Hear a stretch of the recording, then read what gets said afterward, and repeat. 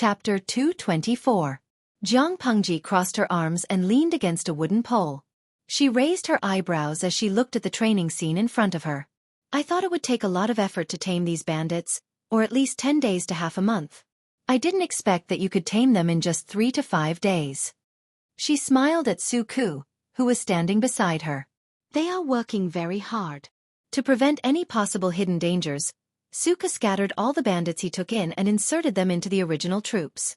However, looking at them now, those who trained so hard that veins were popping out of their foreheads, and it was obvious that they had used all their strength, were actually that group of bandits. In comparison, the original troops were also working very hard, but it was easy to see the difference between them. That surprised Jiang Pengji. Except for a few evil people, most of them are ordinary people. They just want food and a peaceful family. If they had other choices, they wouldn't have taken the risk to become bandits. I only showed them the benefits of being part of the troops. I didn't need to do much else to make them want to stay. In order to stay, they will try their best to show off their abilities. To put it bluntly, whoever gave them milk was their mother. They were willing to follow and work for whoever could give them a good life. Xueqi didn't need to say much. He only needed to let the original troops reveal a little about their current treatment. When it came to these bandits, no amount of flowery words could compare to the benefits they could get. Jiang Pengji calculated the time in her mind and said, "In a few days, the food from Meng County will be delivered here. We should also prepare in advance. Let's first arrange people to guard the border of Hejian County and Meng County. Let's find out the details of the food team." Xueqi heard her mention this and frowned worriedly. He asked, "If they deliver the food, how will we take it? The Lus can't get involved in this matter to avoid being suspected by the Mengs. But if we let Coach Meng lead the people there in person, I'm afraid that the food team might be deceptive and suddenly attack. If that's the case, won't it put Coach Meng in danger?" Jiang Pengji laughed and said, "When did I say that I would personally send people to take the food away?" In fact, Jiang Pengji had no intention of showing her face. The more flaws she revealed, the easier it would be for others to use against her. "So, Lang Jun, what do you mean?" Xueqi's eyes flashed as if he had thought of something. "Bamboo pieces." At some point, she was holding a slender piece of bamboo between her fingers. It seemed to have been removed from an old bamboo slip. "We only need to write down what we need to do at each step and let them carry it out themselves. First, order them to put the food in the designated place, then use the bamboo pieces to lure them to another place. Lure the tiger away from the mountain, and then move the food away." Su Ming looked hesitant. "But 2,000 dawn of food isn't a small amount.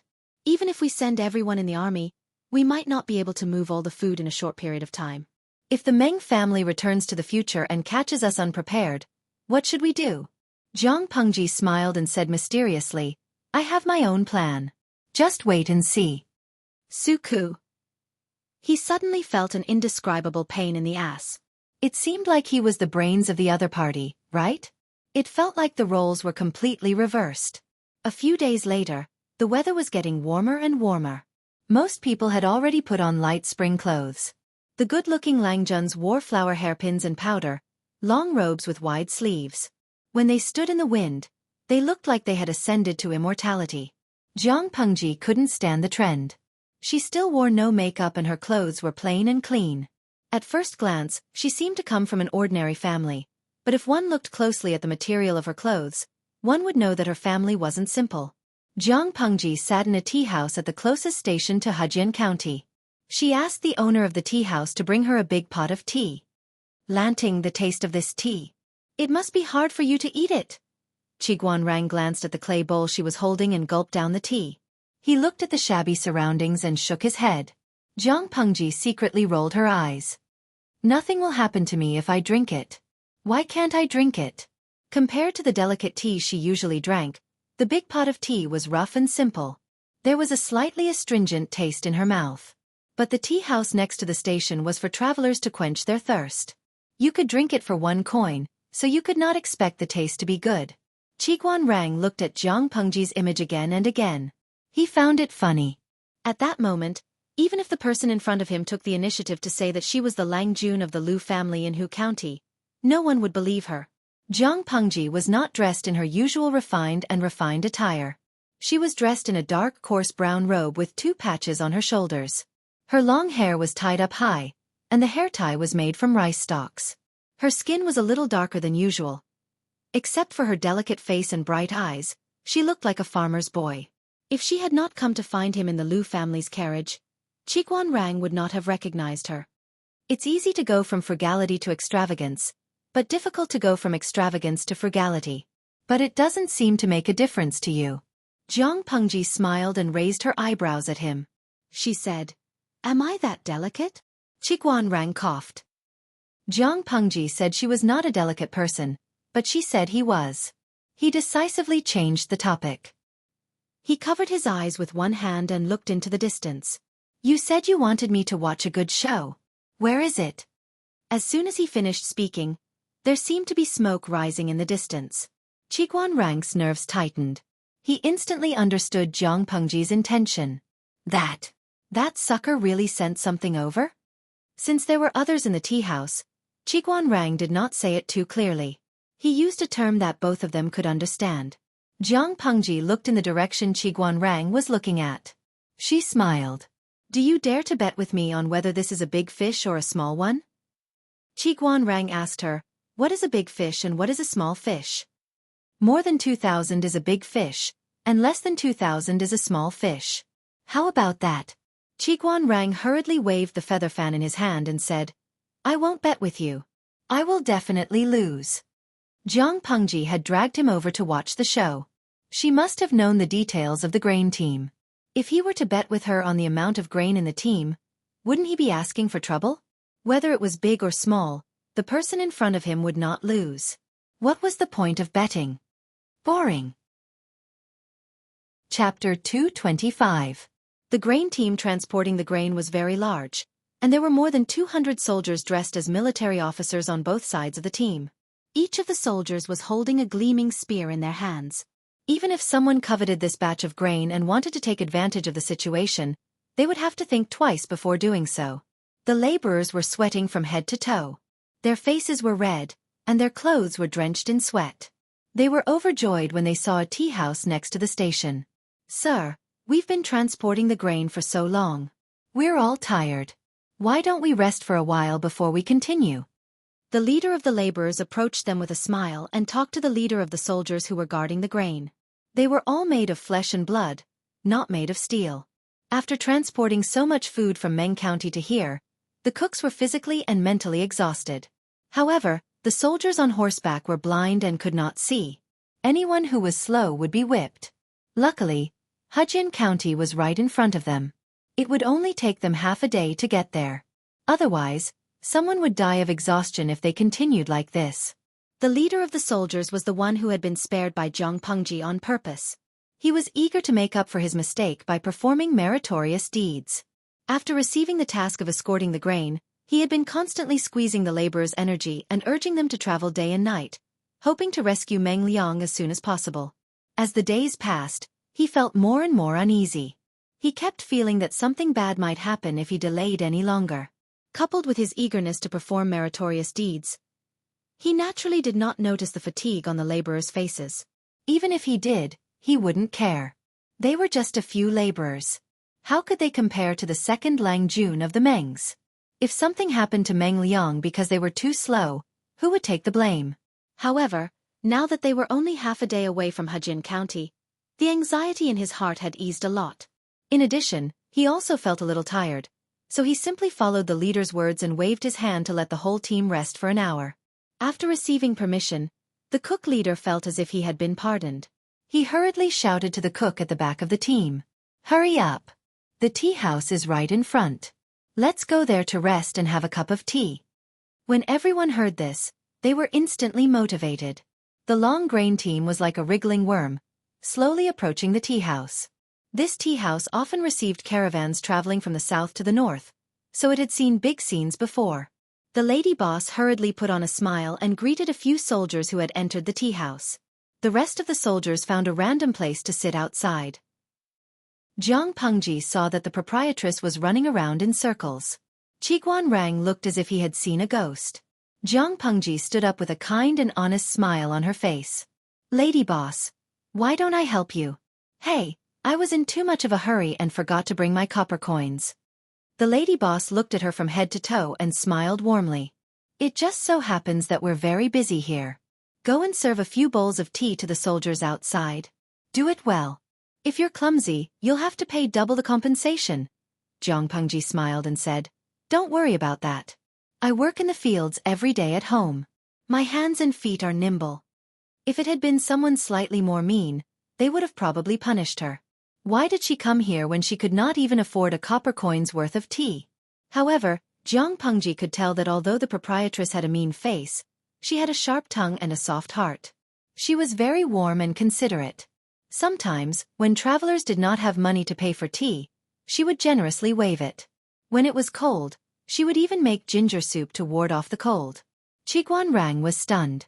He watched Jiang Pengji walk out of the tea house with a big bowl of tea. She easily blended into the grain team and secretly observed the goods in the cart under the pretext of serving tea. Her face was filled with a warm smile. It was as if she had changed into a different person. Was this the same Lu Shi, the son of the Lu County chief that he knew? Would anyone believe that he was a wild boy from a peasant family? Qiguan Rang was greatly impressed. On the other side, Jiang Pengji had gained a lot. Using the opportunity of serving big bowls of tea, she seemed to be complaining and chatting, but she slowly got important information from the cooks. Of course, the cooks who leaked the information didn't realize it. After all, they were accompanied by the soldiers who escorted the grain. Hey, you're just a wild boy. Why are you so curious? A soldier raised his head and gulped down a bowl of tea. He still felt thirsty and asked Jiang Pengji to bring him another bowl. Bring me another bowl.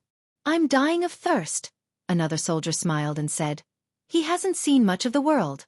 It's not a big deal for him to ask a few questions out of curiosity. Anyway, he did not ask any important questions, so he could answer them. Jiang Pengji readily agreed. 2 bowls of tea. Please wait for a moment. Qiguan Rang looked at Jiang Pengji's nimble figure as she busied herself everywhere. If he didn't know that she had an ulterior motive, he might have misunderstood. However, for a noble son of an aristocratic family to go this far in order to obtain information, he had to give it his all. He laughed involuntarily. After an hour, Jiang Pengji, who had not stopped for a moment, finally had the chance to sit down. The grain team had set off again. You really? Why do you have to do this? Qiguan Rang did not know whether to laugh or cry. If I didn't do this, it would be hard to get close to them. Jiang Pengji had been busy for a long time, so her mouth was dry. After drinking a bowl of tea, she felt refreshed. She whispered to Qiguan Rang, There's no problem with the grain team. It's not 2,000 dong. It's more than 3,000 dong. The Mengs are really generous.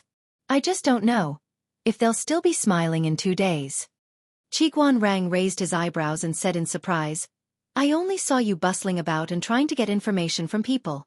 You didn't even get close to the grain wagons that were being guarded by the soldiers. How did you know that there was no problem with the grain? You even knew the specific amount, Jiang Pengji said. That's easy. Look at the weight of the wheels. The weight of the same bag of grains and sand is different. I also went to get some information from those cooks, and I can roughly estimate the total amount of food they have. Although Jiang Pengji was busy, she was actually multitasking. She added in a low voice, Of course, I took the opportunity to get close to the grain team not to look at the grain. Qiguan Rang was suspicious. The main purpose of getting close to the grain team was not to look at the grain? Then what was it for? He frowned slightly and began to recall Jiang Pengji's actions during this period of time, hoping to guess her real intention. Don't keep thinking about it. I'm here to deliver something. If I don't take this opportunity to deliver it, it will be inconvenient to take action at other times, and it will easily arouse suspicion. Jiang Pengji smiled as she drank her tea. Her satisfied look was very much like a fox whose scheme had succeeded. Chapter 226. The food team set off again after a short rest in the tea house. Hejin County was not far away. They just needed to hold on for another half a day and they would be able to get rid of the heavy task. Many cooks had the same thought, as if their limbs were full of energy again. Finally, they arrived at the gate of Hejin County before sunset. Because of the long queue, the head of the entourage couldn't rush in like before. He had to be patient and wait for his turn. Just then, a clever-looking cook trotted to him and asked, Sir, Will we be done as long as we deliver the food into the city? The head of the entourage rolled his eyes and said angrily, "Who told you that? Just wait for the order. Don't mind what you don't have to do." If the cook asked him, who would he ask? The food team was huge and attracted a lot of attention along the way. Meng Hun should have known that they were coming. However, he still didn't know what the thief wanted to do. Where, when, and how he would take over the food. The only thing he could do now was to wait patiently for the thief to send his men and hand over the food. As he was thinking, it was almost his turn. The head of the entourage couldn't help but frown as he looked at the towering city gate. Since the guards at the city gate were rotational and the guards on duty today were not the same as the previous ones, they didn't recognize the head of the entourage as the culprit of the murder at the city gate. They only saw the food team, so they couldn't help but feel suspicious. A guard walked up and asked, "Where did you come from? What's in the cart?" He looked at the cooks and the soldiers who were escorting the food with his beady eyes. He was thinking about how to get something out of them. They had done this kind of thing many times. They secretly took advantage of the commoners entering and exiting the city gates and asked them to pay some money to show their filial piety. The commoners did not fight with the officials. Even if the guards of the city gates were not considered officials, most of the commoners would still grit their teeth and be taken advantage of. As long as they didn't make a big deal out of it, the officials would turn a blind eye to it. That was why being a guard at the city gate was a lucrative job. After saying that, the guard swaggered up and was about to search the food in the cart. He even pushed away a cook who was in his way. The cook didn't dare to say anything. He just stared at the head of the entourage. "It feels pretty solid. Can't you have someone in charge tell us what's in the car?" The guard raised his hand and pressed on the sack of grain. Just by feeling it, he could more or less guess what was inside. But he wanted to stir up trouble. Since the manager of the grain team took the initiative to give him money, he couldn't just let it go. So he pretended to pull out the knife from his waist and stab the grain bag.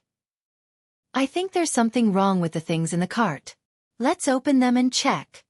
However, he had only pulled out half of his saber when a black whip descended from the sky and lashed at his arm, drawing out dripping blood.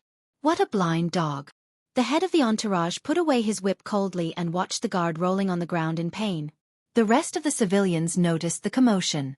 They were all terrified, fearing that they would be hurt by the head of the entourage's whip. "How dare you lowly dogs touch the grain escorted by the Mengs?" With a sneer, the head of the entourage shouted, "Go!" The horse obediently moved forward and was about to enter the city. At that moment, the cook in charge of the cart saw something.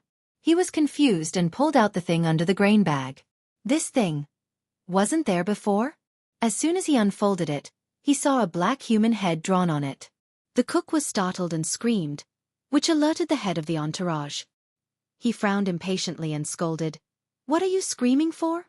The cook hurriedly knelt down regardless of the stones on the ground. His hands trembled as he held the rough cloth. "Sir, I didn't mean to disturb you. It's just that, this damn thing." The thing in the cook's hands caught the head of the entourage's attention. He rode forward and grabbed the rough cloth from the cook's hands. He unfolded it and his face darkened immediately. How could he not see it when the cook couldn't? The human head drawn on the rough cloth belonged to the second Lang Jun of the Mengs, Meng Liang. Even though the charcoal was rough, it retained the most distinctive features of the human head. It was easy to tell who the person was at first glance. The head of the entourage clenched his fists and yelled, "Tell me, where did you get this?" The guard whose arm was broken was still rolling on the ground in pain. The cook didn't dare to hide anything and told the truth. "General, this thing was found under the grain sacks. Before, there was no such thing." The cook broke into a cold sweat and felt uneasy as he thought of the human head drawn on the rough cloth. "Grain bag," the head of the entourage murmured. He jumped off the horse and waved his hand to push away the cooks who were blocking his way. He walked straight to the cart and examined it carefully. To his surprise, he also found a piece of coarse cloth of the same texture. There were no human heads painted on it, but strange patterns. All of a sudden, the head of the entourage felt a chill in his heart. He yelled, "Everyone, check the cart and see if there's anything suspicious." While he was feeling uneasy, the guards on duty did not let him go. They all stepped forward and tried to pull out their swords. "Where did you come from? How dare you hurt people in public?" The head of the entourage sneered and said, "I not only hurt people, but I also have the guts to kill people. I'll kill you if you come any closer. As soon as he finished speaking, the soldiers who were responsible for escorting the grain rushed forward and pointed their spears at the guards. The two sides were in a stalemate. However, there were only 20 to 30 guards at the gate, while there were more than 200 soldiers escorting the grain. At the moment, they found 1 to 3 pieces of rough cloth in different sizes on each cart. It was obvious that they were torn randomly. Most of the rough cloth had strange patterns on them, and some of them were rough and ugly characters. The head of the entourage put the rough cloth together with a cold face. It turned out to be a picture. There were some small characters next to the picture. The head of the entourage read it carefully. His face turned purple after reading it. The delivery is so slow. If you want Meng Liang to live, send the grain here as soon as possible. We won't wait for you. Meng Hun, the traitor of the Mengs. This was so arrogant. The head of the entourage wanted to tear all the rough cloth, but he couldn't do that. Meng Hun's words were very clear. They needed the grain badly and they were running out of patience. If they delayed any longer, Meng Liang's life would be in danger. Chapter 227. He forced himself to calm down and asked his subordinate to find an experienced hunter who was familiar with the mountains near Hejian to lead the way. As for entering the city? No way. The location on the map was outside the city, not inside. It would be a waste of time to enter the city. But before that, he had to figure out one thing. When did Meng Hun's men put the cloth on the wagons? Not only was he confused, but the cooks who were responsible for transporting the grain were also confused. To ensure that the amount of grain was correct, they would check the wagons carefully every time they went to a place for repairs. Therefore, it was almost certain that before the last repair, the grain cart did not have these strange coarse cloth on it. The head of the entourage also knew that, so he didn't waste any more time on it. Instead, he looked at all the cooks suspiciously. He asked, "Do any of you remember anyone who got close to the wagons?" That was a tough question. The cooks couldn't help but put on a bitter face. There were too many people who could get close to the wagons. Who could remember? However, one of the cooks was smart enough to ask, "Sir, could it be when we were at the tea house?" The tea house was a place with a lot of people. An ordinary-looking person wouldn't raise any suspicion. But that was quickly denied. Another cook said, "You can't accuse someone wrongly. Everyone was beside the wagons during the repair. How could there be anyone suspicious?" These things obviously appeared out of nowhere. People in that era were afraid of ghosts and gods. They often liked to explain things that they didn't know. The head of the entourage was annoyed. He scolded, "Nonsense! How can you believe in ghosts and gods? Think about it carefully. Who could it be? If no one touched the wagons and left these things behind, then the only reason was that there was a mole in the team." The head of the entourage had basically given his verdict after he came to this reliable conclusion. The cooks all shook their heads. Some of them suspected that it was Zhang Pengji who brought the tea, but it was not a reliable guess. Apart from Zhang Pengji, the owner of the tea house and the waiter also brought tea.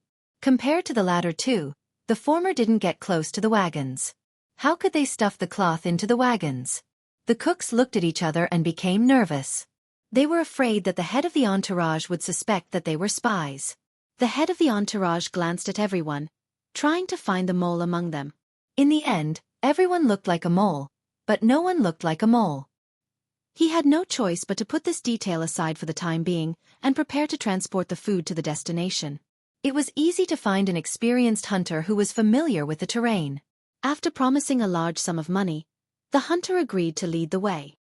However, this made things difficult for the laborers who transported the grain. The mountain road was steep and not suitable for the grain carts to travel. Therefore, they could only give up on the grain cart and choose to carry the grain bags on their shoulders to carry the grain up the mountain. However, this mysterious joke seemed to have just begun. Someone found a bamboo slip at the place where the map was drawn. On it was written, "How obedient, but your speed is disappointing. I can't wait any longer. Sending the food to this place is a punishment for your inefficiency. Meng Hun, the traitor of the Meng family." The head of the entourage's face turned as dark as the bottom of a pot when he saw the bamboo slip and the coarse cloth under it. At this time a soldier asked him, "Boss, what should we do now?" The head of the entourage was breathing heavily.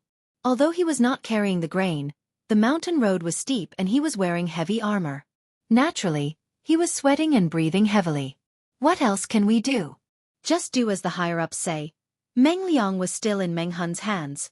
If they dared not do as he said and angered Meng Hun, he might kill Meng Liang.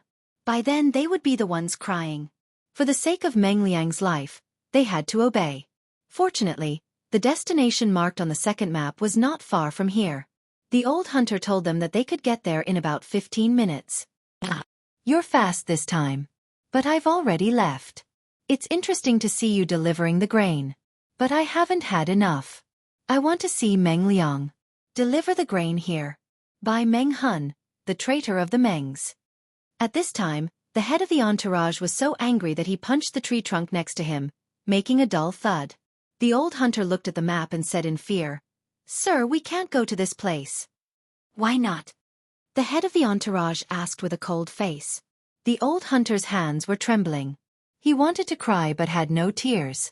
He had thought it would be a good job to lead the way, but now it seemed that it was not going to be easy. "Sir, this place is a bandit's hideout. I've seen it from afar when I was hunting before. The people living there are beasts who kill without batting an eye. If we go there..." The old hunter stammered out the reason. The head of the entourage sneered and said, "Just lead the way. Cut the crap. It was just a bandit stockade. He had so many men. Couldn't he handle it?" However, there was one thing he did not understand. Why did Meng Hun want to deliver the grain to the bandit stockade? Was there an ambush? Thinking of this, the head of the entourage felt uneasy. He sent a smart soldier to check it out. The soldier came back soon and said, "There's no one in the bandit stockade." No one? The head of the entourage was confused, but he had to force himself to do it. "But I found this at the gate of the stockade." The soldier respectfully presented a bamboo slip and a piece of coarse cloth to the head of the entourage. The head of the entourage was already uneasy when he saw it. He was afraid that it was another trick. He opened it and saw that it was Meng Hun's message again. "The grain is in the yard of the bandit stockade. That bastard Meng Liang is at the place marked on the map. Don't try to play any tricks. Otherwise, that bastard's life will be in danger. By Meng Hun, the traitor of the Mengs." The head of the entourage calmed down. He sneered and said, "Coward, coward." Meng Hun wouldn't have put on such a show if he was not afraid of the Meng's authority. He was afraid that he would be surrounded and killed by his soldiers when they were handing over the grain. What a coward! The head of the entourage sneered and raised his hand. "You bring the grain here. The rest of you, come with me to save the second Lang Jun." Since Meng Hun was so cowardly, it was obvious that he did not have much confidence. If he could take advantage of the situation and kill them while they were unprepared, he could bring Meng Hun's head back to report. That would be a great merit. They didn't intend to kill Meng Hun, but he was digging his own grave. Even a clay figurine would get angry. "Yes, sir." Chapter 228. Qiguan Rang fluttered his feather fan and said to Jiang Pengji, "You're too evil. If that's the case, you've misunderstood me. When have I ever been bad? Who can testify?" Jiang Pengji looked innocent. Even though Qiguan Rang was experienced and knowledgeable, he was choked by Jiang Pengji's shamelessness. Testify? He was the witness, okay? The viewers in the live stream were both heartbroken and laughing. They could no longer hold back the power in their bodies. Shameless Tianxia Wudi. "Ha ha ha, I can testify. Please look at my ID." Serene butterfly shatters dreams. To tell you the truth, the host is already invincible. Therefore, it was clear at a glance whether she was a good person or not. Gigi Kongting, if I transmigrated to the host's world and became her enemy, I don't think I could survive 3 episodes. It wasn't that their rank wasn't high enough, but that their opponent's rank was too high. From the beginning to the end, not only did he have something on them, he even made them run around in circles. He was simply too evil. From the perspective of the live stream, the audience could not see the expression of the unlucky guy who had been fooled by the streamer. They could only listen to the conversation between her and Qiguan Rang, trying to figure out what was happening outside. When they put themselves in that situation, many of the audience suddenly felt that the unlucky guy was about to be played to death. In Yuejia Zhuge Qinma. Pfft. 3 episodes? The brother above is very confident. I feel like I can only live for 1 episode. Billy. Previous post, only one episode? Are you worthy of your ID? Sans Hisong Shu Ningshi. Why do you guys have to torture yourselves to stand opposite the host? If I transmigrated, I would definitely hug the host's thigh tightly and let her bring me along to show off and fly. From then on, I would get a promotion and a raise in salary. I would get promoted and get rich. I would marry a tall, rich and handsome man and walk towards the pinnacle of my life. Jiang Pengji looked at the densely packed discussions on the bullet screen. Her eyes flickered and she smiled. Qiguan Rang was keenly aware of her emotions. He waved the feather fan in his hand even more vigorously. Do you still need to prove it? Lanting, you are really... I feel sorry for Xiaoyu. Qiguan Rang raised his eyebrows and stared at her. In the end, he was speechless. She really didn't know how Xueqi could endure his bad temper. He was truly shameless to such an extent. His actions were deviant and even somewhat hooligan. Even Qiguan Rang, who liked to use tricks, could not help but admire Jiang Pengji. She was much more evil than he was. The grain team itself was already exhausted. They had to carry the grain up the mountain and run all over the place. They could even lose half of their lives. The soldiers who were escorting the grain were not that tired and could still fight. However, after going through this torment, the elite soldiers had also become exhausted. When the leader of the troops escorting the rations turned around and attacked, even though he had 200 elite soldiers and more than 400 laborers transporting the rations, which was 6 times more than Jiang Pengji's troops, Qiguan Rang did not have the slightest doubt as to who would remain standing with a smile until the end. Other than Lu Lanting, who else could it be?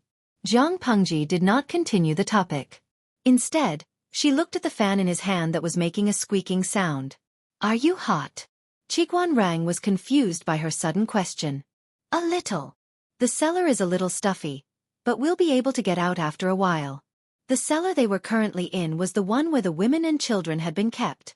Jiang Pengji had sent people to clean it up early in the morning and dig around it. The cellar was 3 to 4 times bigger than the previous one.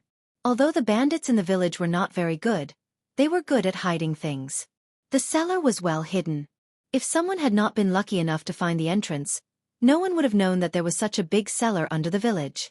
Jiang Pengji had kept the cellar for a while. Qiguan Rang's hand that was waving the fan paused. Could he say that part of the reason why he was so hot was because of the surrounding temperature and also because he was angry? Suddenly, Jiang Pengji's eyes narrowed and she whispered, "Get ready. Someone's coming." As soon as she finished speaking, the door above the cellar opened. The scout who had been sent out to gather information came back. Lang Jun, they're here. The scene made Qiguan Rang cast a sidelong glance at her. He could not help but wonder how good her hearing was to be able to detect the enemy's movement from so far away. Get ready. Follow the plan. You two stay here and protect Wenjing. If anything happens to him, you'll have to pay for it yourself. Jiang Pengji raised her hand and dropped it. 2 tall and strong men stepped out of the ranks and walked behind Qiguan Rang. They looked like they were guarding the door. The rest of the troops who had been hiding in the cellar climbed out of the cellar stairs in an orderly manner. Each of them carried a delicate crossbow on their back. The crossbow was different from the improved one Jiang Pengji had used before. It was only half the size of the improved one and had a shooting range of about 90 paces. It could fire 3 arrows at the same time and had a low recoil. It could be tied to one's arm and was very suitable for close-range ambushes. After Jiang Pengji conquered the bandit village, the place was not abandoned. Instead, it was carefully cleaned. There were more than 100 troops in the troops. It was not a big number, so the farm was not crowded. However, after she conquered a few more bandit villages and further expanded the troops, the farm would not be enough. She planned to make use of the waste and arrange some troops to stay in the original bandit village. On the one hand, it could relieve the pressure of the training ground, and on the other hand, it could observe the movements of other bandit villages.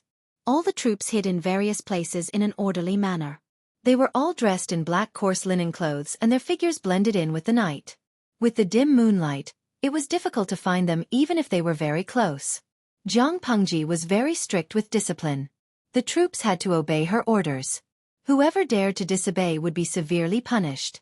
In addition to the basic training, Meng Hun, under Jiang Pengji's instructions, had to brainlessly instill the concept of obeying orders in them. Now it was beginning to work. Even the bandits who had been recruited some time ago obeyed her orders and stood guard everywhere. Jiang Pengji raised her five senses and listened to the footsteps. She curled her lips. These people are stupid enough to choose to split up. The head of the entourage led 150 elite soldiers to rescue Meng Liang, while the rest of the soldiers and cooks stayed behind to transport the food. Wen Zhang could not help but frown. If this is really Coach Meng's idea, we will have a headache. No matter which group it is, Coach Meng's men will not be able to deal with them, Qiguanrang said. Qiguanrang said, Lanting's actions not only annoyed them, but also revealed her lack of confidence. The head of the food escorts will naturally be angry and want to kill. One group will go to rescue Meng Liang, and the other will ambush Coach Meng. Normally, this is not wrong. With Meng Hun's manpower, how could he steal the food from the hands of 400 laborers and 50 elite soldiers? Even if he set up an ambush, the odds of success were slim. Once the head of the food escorts felt that it was a trap, he could turn around and attack Meng Hun from two sides. He could easily kill him. Chapter 229. You said it's normal. Jiang Pengji smiled, revealing her white teeth. She tilted her head and said, I've never been normal. Jiang Pengji could not only take down the cooks and the elite soldiers in the shortest time possible, but she could also move all the rations. When the leader came back, he would probably face a second round of ambush. It was all about efficiency. How could a weakling want to play dirty with her? In her territory, she could only do things at her own pace. Qiguanrang waved his feather fan. Jiang Pengji suddenly asked him, Wenjing, when is the best time to strike? Of course we have to wait for them to finish moving the rations and then extinguish the torches as a signal. That's the best time to strike. Jiang Pengji smiled and said, If that's the case, we'll listen to Wenjing and extinguish the torches as a signal. If that's the case, Lang Jun will have to wait. It would take a long time for a few thousand dawn of rations to be piled up. Compared to the process, I value the result more. Facing enemies that outnumbered them, Jiang Pengji did not act rashly. Instead, she chose to face them calmly. She was indeed conceited, but it did not mean that she was brainless or impatient. On the contrary, she was like the most experienced hunter. In order to capture her prey, she could wait patiently. The viewers in the live stream were also watching quietly. Even though there was only the scene of the cooks moving the rations, the heavy and suffocating feeling of an approaching storm could be vaguely felt even through the screen and in another dimension. They could not help but feel nervous. At that moment, a viewer in the streaming room sent a bullet screen asking her, In Yuejia Zhuge Qinma, does the streamer plan to recruit these people? Give me a definite answer so I can be mentally prepared. What mentally prepared? The viewers in the streaming room all knew that Jiang Pengji, the streamer, killed people without hesitation. It was not fake like in dramas where she spat blood or smeared ketchup. It was real. Blood splattered, brains splattered, and heads flew into the sky. The scene was so real that it was frightening. Some of the viewers who could not accept it would vomit after watching it. They would be traumatized by the streaming room from then on. Of course, many viewers who liked thrills would try their best to squeeze in.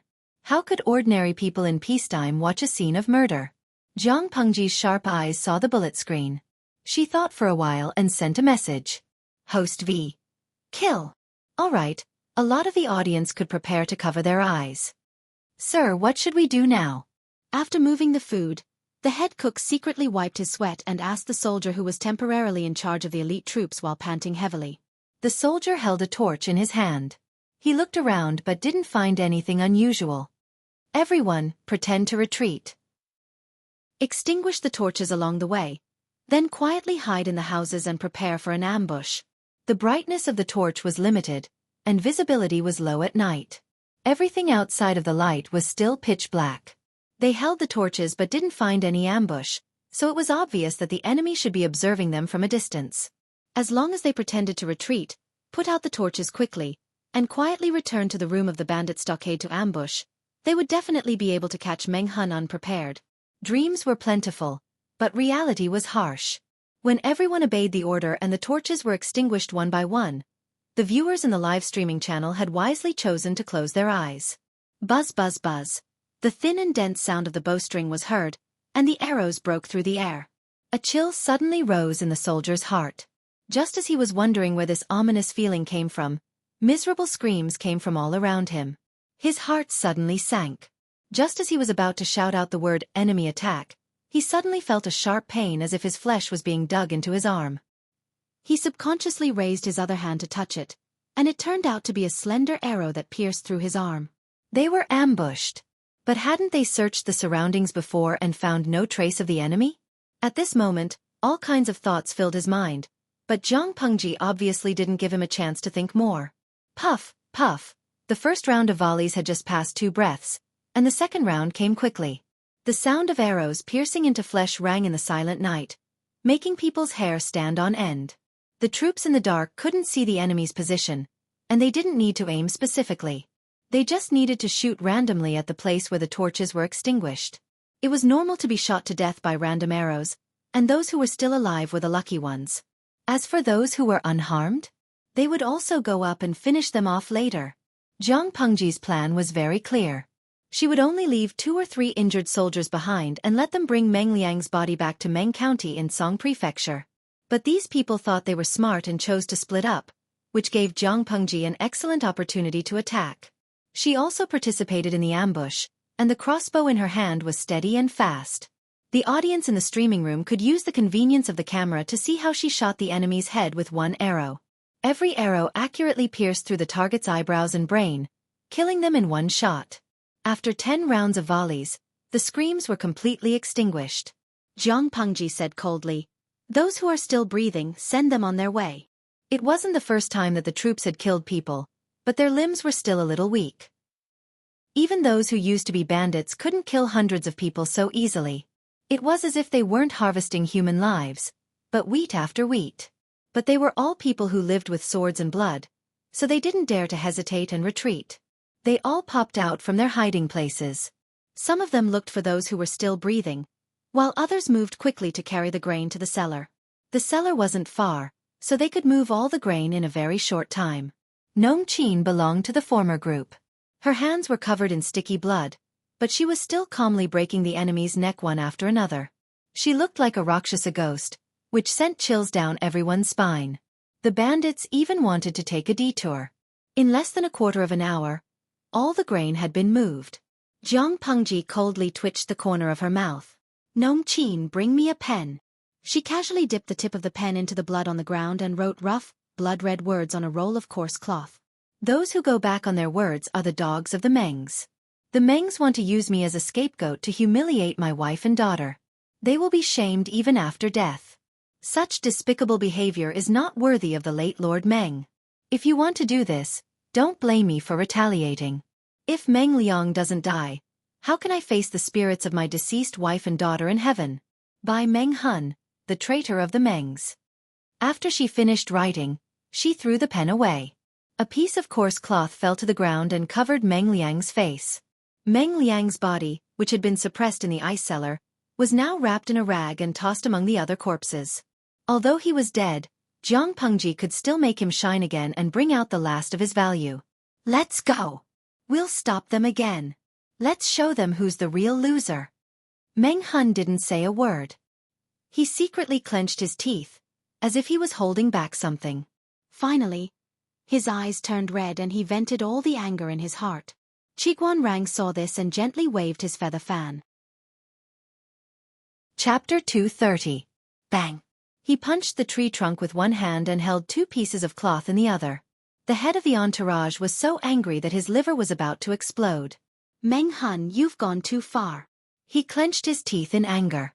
He thought he could catch Meng Hun, but Meng Hun was still toying with him. Meng Hun only gave them directions to walk around in circles. It was like a monkey's show. "If I catch you, I'll tear you to pieces." The old hunter who was leading the way was trembling in fear.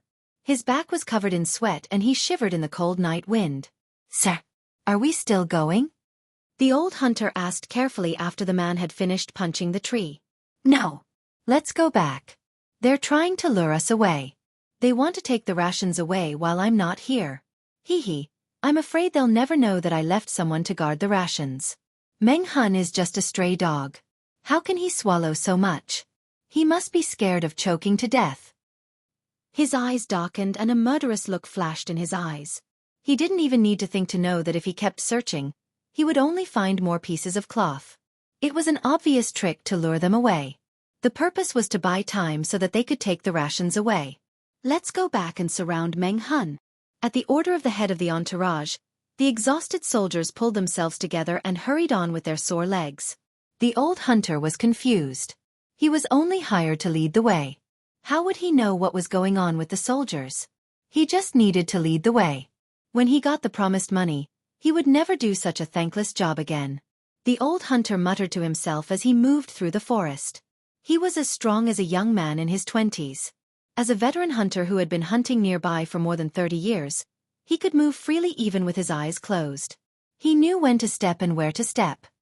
He knew it would be easier for him to do so. But it was not so easy for the soldiers. The route Jiang Pengji chose seemed to be smooth and without any traps, but it was full of hidden traps. It was very exhausting. The old hunter was already used to it, so naturally he did not feel anything. On the other hand, the soldiers were traveling at night, and the terrain was so rough. How could they not be exhausted? The head of the entourage was eager to kill Meng Hun to avenge himself, so he kept urging them to hurry up. One of the soldiers panted and jogged. "Boss, don't worry. Meng Hun definitely won't expect us to come back." That's right. With so much food, even if 400 people carried it, it would still take at least an hour. How could they move fast if they were carrying the food? Even if we can't catch them, we can still catch up to them. Leader, you don't have to be so anxious. Let us rest first. Hearing that, the head of the entourage's face darkened. He raised his hand and whipped the soldier. The man let out a blood-curdling scream as a long line of blood ran diagonally from one side of his forehead to the other side of his chin. He missed his footing and fell to the ground, rolling down the slope. There was a dull thud from below, and in an instant there was no more sound. The head of the entourage showed no mercy at all. Instead, he said in a sinister tone, "Speed is the most important thing in war. How can we waste our time for such a reason? Meng Hun is a cunning man. Who knows what other tricks he has up his sleeve? Anyone who wants to rest will end up like him." The other soldiers kept quiet out of fear. They just lowered their heads and held their breaths, afraid that they would be whipped if they breathed too loudly. The head of the entourage snorted and said proudly, "Since no one objects, let's continue our journey and capture Meng Hun alive. As long as we capture Meng Hun and make a great contribution, I'll ask the county chief to reward you. Then you'll have a meteoric rise. You'll have money, women, and status." Tempted by the benefits, the other soldiers forgot about the rising fear in their hearts and suddenly felt a sense of heroism. After a while, the bandit stockade could be seen with the naked eye. There was still light over there. The head of the entourage laughed when he saw it. Pointing at the fire in the stockade, he said, "Meng Hun is such an idiot. He's trying to lure us away and buy time. He didn't expect that I had a trick up my sleeves. I left some people to guard the food. It's not that easy to get the food. If you want to take it, take your life." Seeing the bandit stockade getting closer and closer, the head of the entourage felt excited. He smelled blood in the air, which made him even more overjoyed. Obviously, this was the evidence that Meng Hun had led his men to launch a sneak attack. Maybe he was already wounded and had fled. The old hunter suddenly felt extremely uncomfortable when he was only 100 meters away from the stockade, as if a terrible beast was targeting his vital parts. This kind of vigilance had saved him many times in danger, and this time the feeling was stronger than ever. He stopped for a moment and suddenly bent over and rolled over. The old hunter felt that his hands and feet were numb and weak in panic, as if he would lose his life if he slowed down a bit. His action was so sudden that the head of the entourage came back to himself from his extreme excitement and became serious. "What are you doing?" As soon as he finished speaking, a strange sound came from the back of the troop. Screams kept coming from the back. The exhausted soldiers fell one after another, like rice being cut, one after another. The head of the entourage was frightened by the sudden change. All he could see was darkness. He could not see the enemy at all. It was as if the deadly arrows had come out of nowhere. After only 3 volleys of arrows, only 20 to 30 of his soldiers were left. The rest had been turned into porcupines. TSK. Cowards. The Mengs keep using such useless people. What a disgrace to Lord Meng.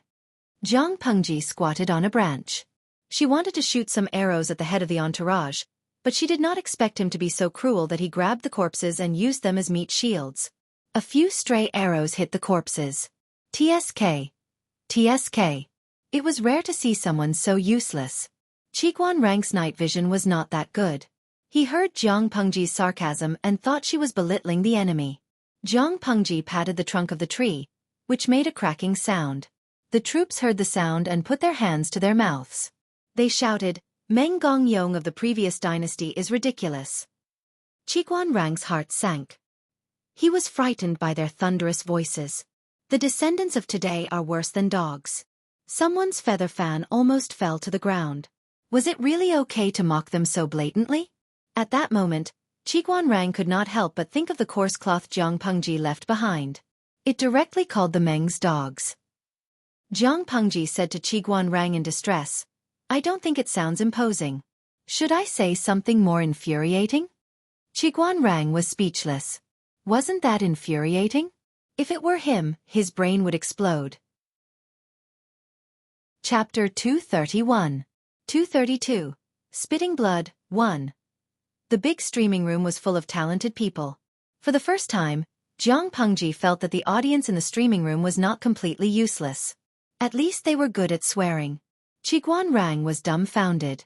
He had never thought that the elegant aristocratic son of the aristocratic family would actually swear. Even though he felt good when he heard it. He had never thought that Lu Shi would be such a Lang Jun.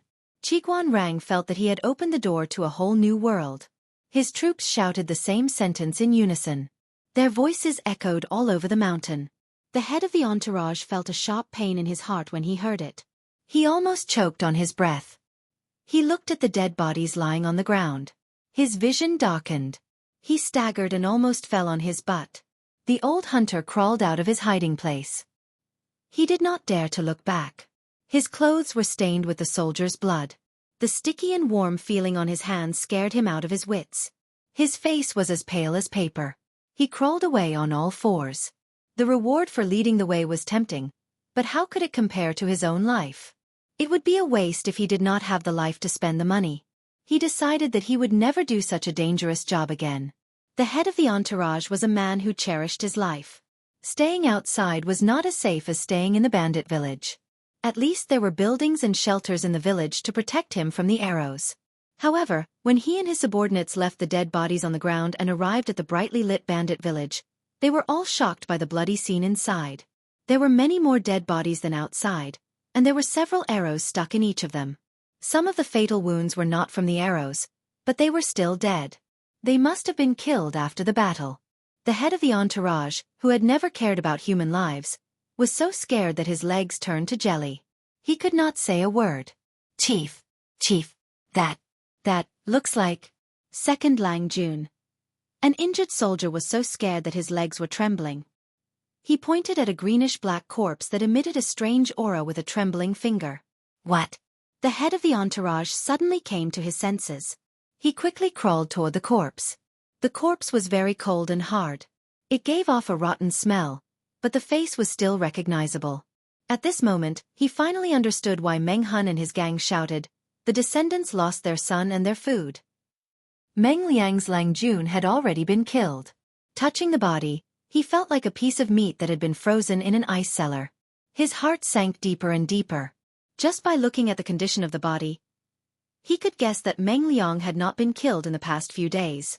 It was highly likely that he had already been killed when he was captured by Meng Hun. At this thought, the head of the entourage was so scared that his mind went blank. He felt a stabbing pain in his heart and spat out a mouthful of blood, but he swallowed it back. However, the matter that stimulated his nerves was not over yet. "Leader, there's no more food."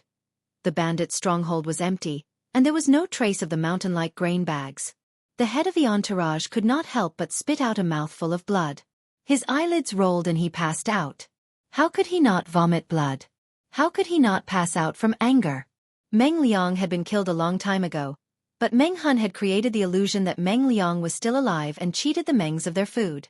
After taking the food, he made up those humiliating words. It was as if he was afraid that people would not know that he had killed Meng Liang and cheated the Mengs of their food. Meng Liang had killed his wife and daughter, so he took revenge. He killed Meng Liang and cheated the Mengs of 3,000 dawn of food. The Mengs were proud of that, but he just stood there and watched like a monkey show. He must have secretly mocked the Mengs for being as stupid as pigs. This was really a loss of a son and a loss of food. That was so frustrating. Do you feel good now? On the other side, Jiang Pengji was riding high. How can I not feel good? Meng Hun was so excited that his hands were shaking. He knelt on the ground and his strong body yielded to her. From now on, my life belongs to you, Lang Jun. You've given me a new life. You're like a second parent to me. In this life, I'm only willing to be at your beck and call. Even if you want my life, I'll do it without hesitation. Jiang Pengji stopped smiling and did not help him up. Instead, she said something meaningful. Remember your vow. Remember your vow today. No matter what happens, I hope your loyalty will not change. Although it was convenient to be a man, Jiang Pengji did not want to keep it a secret. One day, she would openly tell the world that Lu Shi was a proper woman, and not a legitimate child of the Lu family. People treated men and women differently. Men might be praised for doing the same thing, but women would be criticized for doing it. Jiang Pengji was very curious. If Meng Hun knew she was a woman, would he still be loyal to her? Meng Hun said firmly, if I break my vow, I'll be struck by lightning. Get up. It's cold on the ground.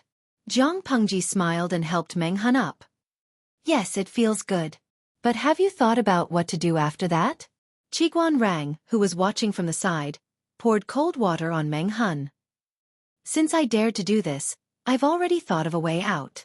I'll only leave some people in the farm and the rest will pretend to be bandits. They'll clean up the bandits and recruit useful bandits to expand the size of the troop.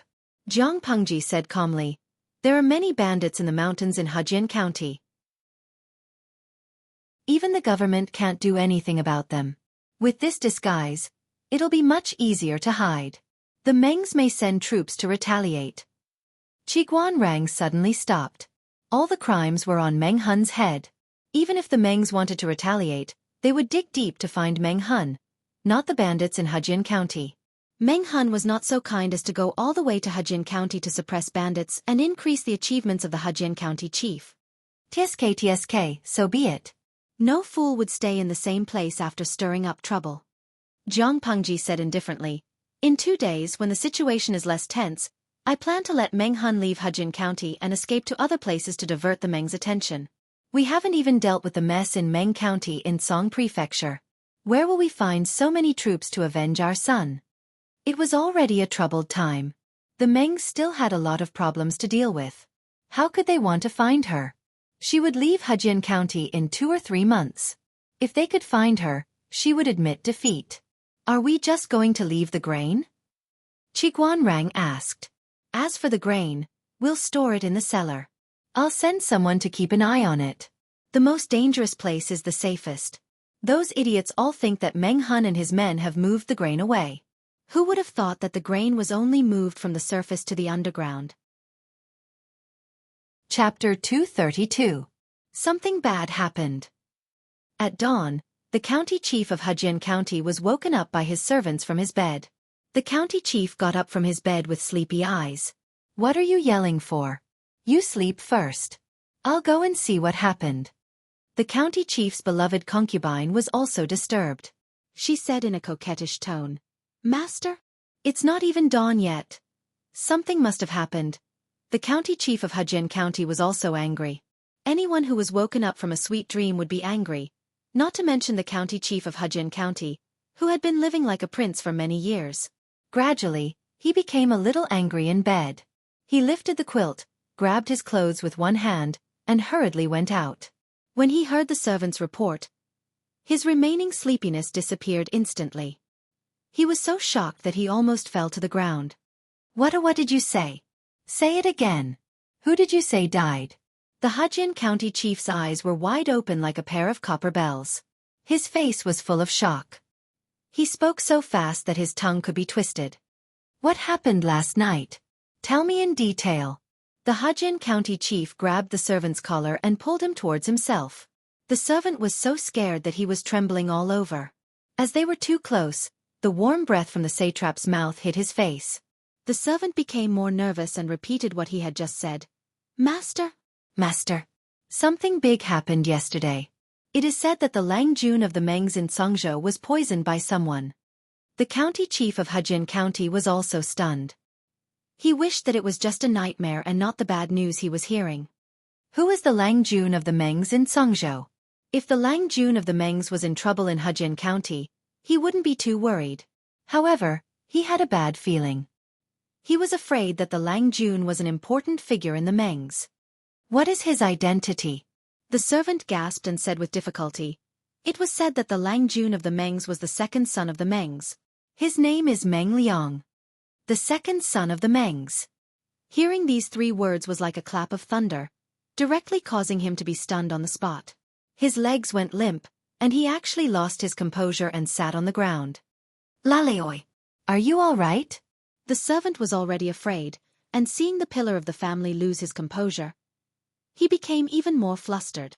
Help me up. The Hejin County chief grabbed the servant's arm and stood up. At this moment, his mind was completely muddled.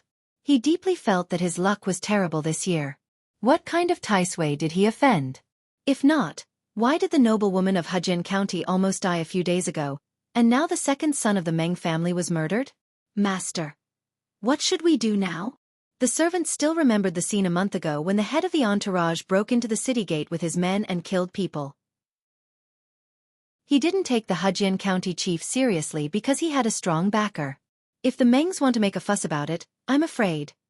Even though Meng Liang wasn't killed by the Hejin County chief, it was still someone who got into trouble in his territory.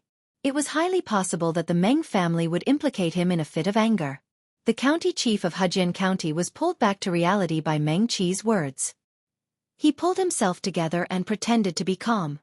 What are you afraid of? I'm a righteous man. The disciple of the Meng family came to Hejin County without receiving any news. Can you blame me if something happens to him? Although he said so, the Hejin County chief wasn't confident that he wouldn't be implicated. In a panic, he just wanted to find someone to give him some advice. Suddenly, he thought of Lu Shi. He slapped his thigh and said loudly, "Prepare the carriage. We're going to the Lu mansion." The servant nodded and said, "I'm going to prepare it now." But he didn't take 2 steps before he turned back. "Master, please forgive me. I almost forgot something else." The Hejin County chief asked impatiently, "What else is there? Say it in one breath. Don't waste time." The servant answered, "Yesterday, the guards at the city gate reported that there was a suspicious grain team." The Hejin County chief asked, "Are you saying that the grain team is the thief who killed Meng Liang?" "No. An old hunter came to the yamen this morning and got a shocking news. The grain that the grain team was escorting was prepared by the Mengs to exchange for Meng Liang with the thief. But the thief was vicious. He killed Meng Liang early and tricked the Mengs into sending the grain. The old hunter said that there was a bloody battle in the mountains last night. Half of the grain team was killed by the thief. There were only 20 or 30 soldiers left. They are all in the yamen now." The servant told the story without taking a breath. The county chief of Hejin County was stunned. He was shocked by the first news, but he had mixed feelings about the second news. He didn't like the Meng style, but he didn't expect the thief to be so bold. They killed people and cheated them of the grain. The Hejin County chief thought for a while and said, "Go to the yamen first, and then to the Lu mansion. Send someone to send the visiting card to the Lu County chief." It seemed like a peaceful day, but there was an undercurrent brewing in the dark that affected the pulse of Dongqing. The common people didn't notice it, but those who were well-informed reacted. The survivors of the grain team were all from the Mengs, so they were tight-lipped. But there was also an old hunter who escaped from death. He didn't have a high level of awareness, so he didn't keep his mouth shut. With a little coercion and a little temptation, he would spill everything. Of course, it included the 2 sentences that the troops said to ridicule the Mengs. It was ridiculous that Meng Gongyong of the previous dynasty said that his descendants were worse than dogs. And the second sentence, which was even more infuriating, said that Meng Gongyong killed the enemy and brought peace to the world, but his descendants lost their children and grain. Even a blind man could tell that the culprit who kidnapped and murdered Meng Liang was trying to humiliate the Mengs. Because of the fear of the Mengs, people didn't dare to say it out loud. But they despised the thief in their hearts. They were one of the 4 noble families of Dongqing, but now they were being ridiculed by the thief. Thinking about how brave Meng Gongyong was in the past, it was sad that his descendants had come to this. For a while, the two sentences spread among the people as if they had wings. No matter what era the people were in, they were always interested in gossip. Their love for fun had never changed. Before the Hejian County chief came to visit, Lu Shi had heard several versions of the story. He was speechless. He knew who did it and he was mentally prepared. But when he heard the news, he was still touched. Give me some advice. If even you can't do anything, the arrogant Mengs won't let me go. The Hejian County chief was so anxious that his mouth was bubbling. Lu Shi smiled and shook his head. He elegantly poured a cup of tea for the Hejian County chief and said slowly. Chapter 233. The Hejian County chief thought it made sense. 2. But he was only a county chief in name only. How could he have so many soldiers to catch the bandits? Just taking care of the guards in the county governor manor, who were just there to keep up appearances, was already a stretch for him. He sighed and said shamefully, "Brother Lu, you don't know. Even though I have the title of a county chief, I can't be compared to you." Without any real power in their hands, they had neither food nor manpower. How could they eliminate the bandits around them? How can I let the people live and work in peace? I have the heart, but I can't do anything to those bandits. If there were people with food, why would they let the bandits grow and disturb the people? He also had great ambitions. He wanted to be a good county chief and work for the people. However, there were too many powerful Buddhas in Hejian County. As a powerless county chief, he could only be an obedient mute and retire peacefully. In the past, he had tried to gather people to suppress the bandits, but at that time, the bandits had already become very powerful and could not be mobilized. Lu Shi sighed helplessly. He seemed to sympathize with his old classmate. After a while, Lu Shi hesitated and said, "You and I have known each other for a long time and we are classmates. I can't just watch you being attacked by the Mengs and ignore it. The only way out is to catch the bandits who killed Meng Langjun. If you lack manpower, why don't you borrow some people from other families in the name of suppressing the bandits for the people? It's fine if no one gives you some food." The county chief of Hejian County looked embarrassed. This solution could solve the urgent situation, but he would lose face. The families that Lu Shi mentioned were the other gentry families in Hejian County. The county chief felt like he was begging for money. Seeing the county chief hesitate, Lu Shi said righteously, "My family doesn't have many resources. Even though we have some property, we are only the second branch. We can't take over the family, so there's a limit to what we can do. If you don't mind, I'm willing to give you 100 servants to help you suppress the bandits." The gentry families were big and had many servants. But the number of servants to guard the house was fixed and the number was fixed. After all, it didn't take too many people to look after the house. If there were too many, it would be equivalent to raising another mouth to eat without doing anything. Under normal circumstances, if the Hejian County chief went out to borrow people from other families, he wouldn't be able to borrow many. Of course, the wealthy families that secretly raised private armies were an exception. 100 people was a huge number and a generous one. How could the Hejian County chief not be shocked? Even the previous few times when they were suppressing the bandits, they only mobilized 100 or 200 soldiers. The county chief of Hejian County calmed down and relaxed his frown. If it weren't for the inappropriate situation, he would have laughed out loud. "Brother, you've really helped me a lot. Regardless of whether we can catch those thieves or not, I will owe you a big favor." Lu Shi also broke into a smile and said a few words humbly. He looked like he was doing it for the sake of brotherhood. The Hejian County chief naturally had to return the favor after receiving such a big favor. The 100 people were like 100 mouths. The Lus had already sent people, they couldn't ask them to give back food. Therefore, he decided to pay a visit to the other landowning households later and ask them if they could give him some food or not. After all, to these landowning households, people were more valuable than food.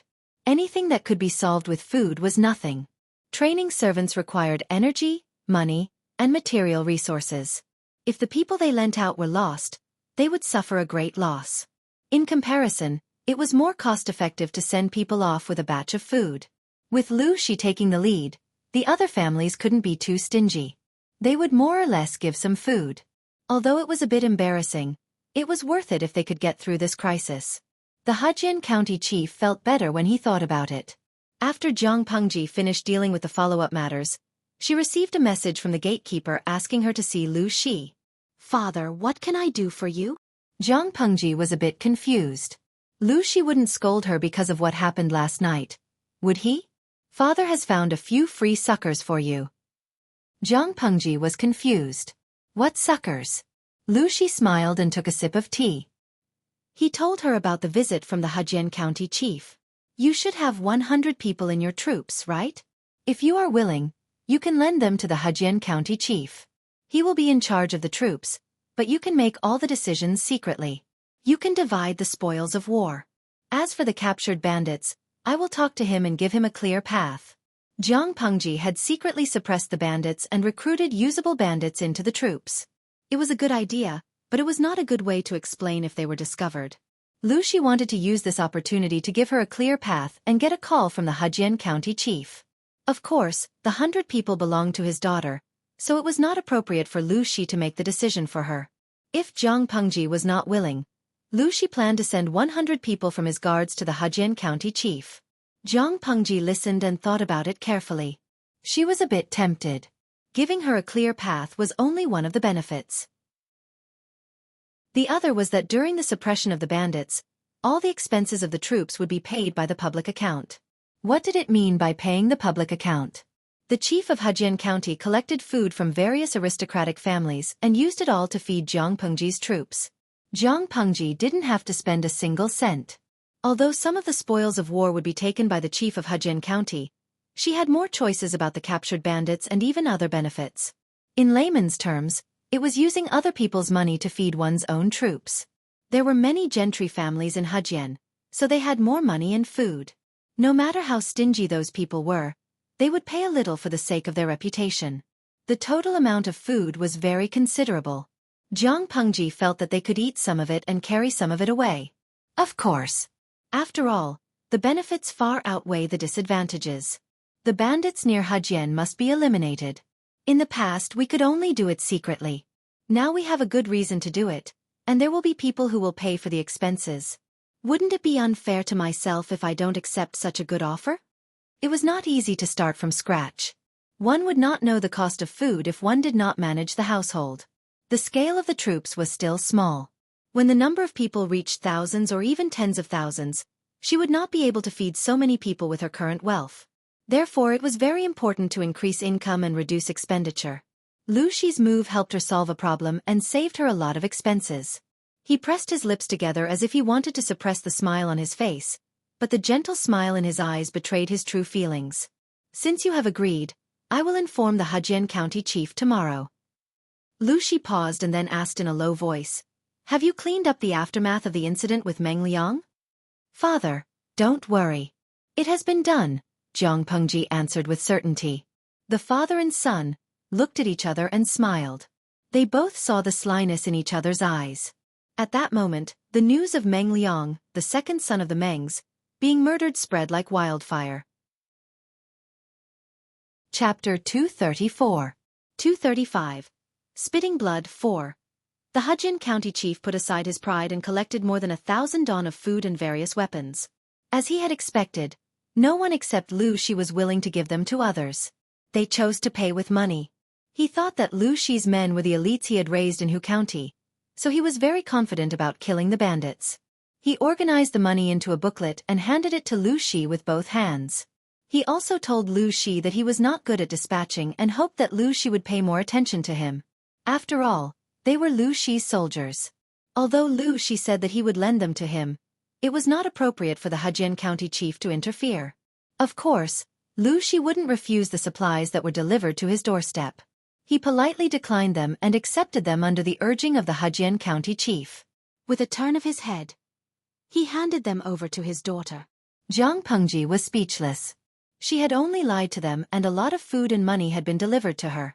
She finally understood why the Lus were so rich. Lu Shi did not see through her thoughts. She hinted, the Hejian County chief can't eat or sleep well.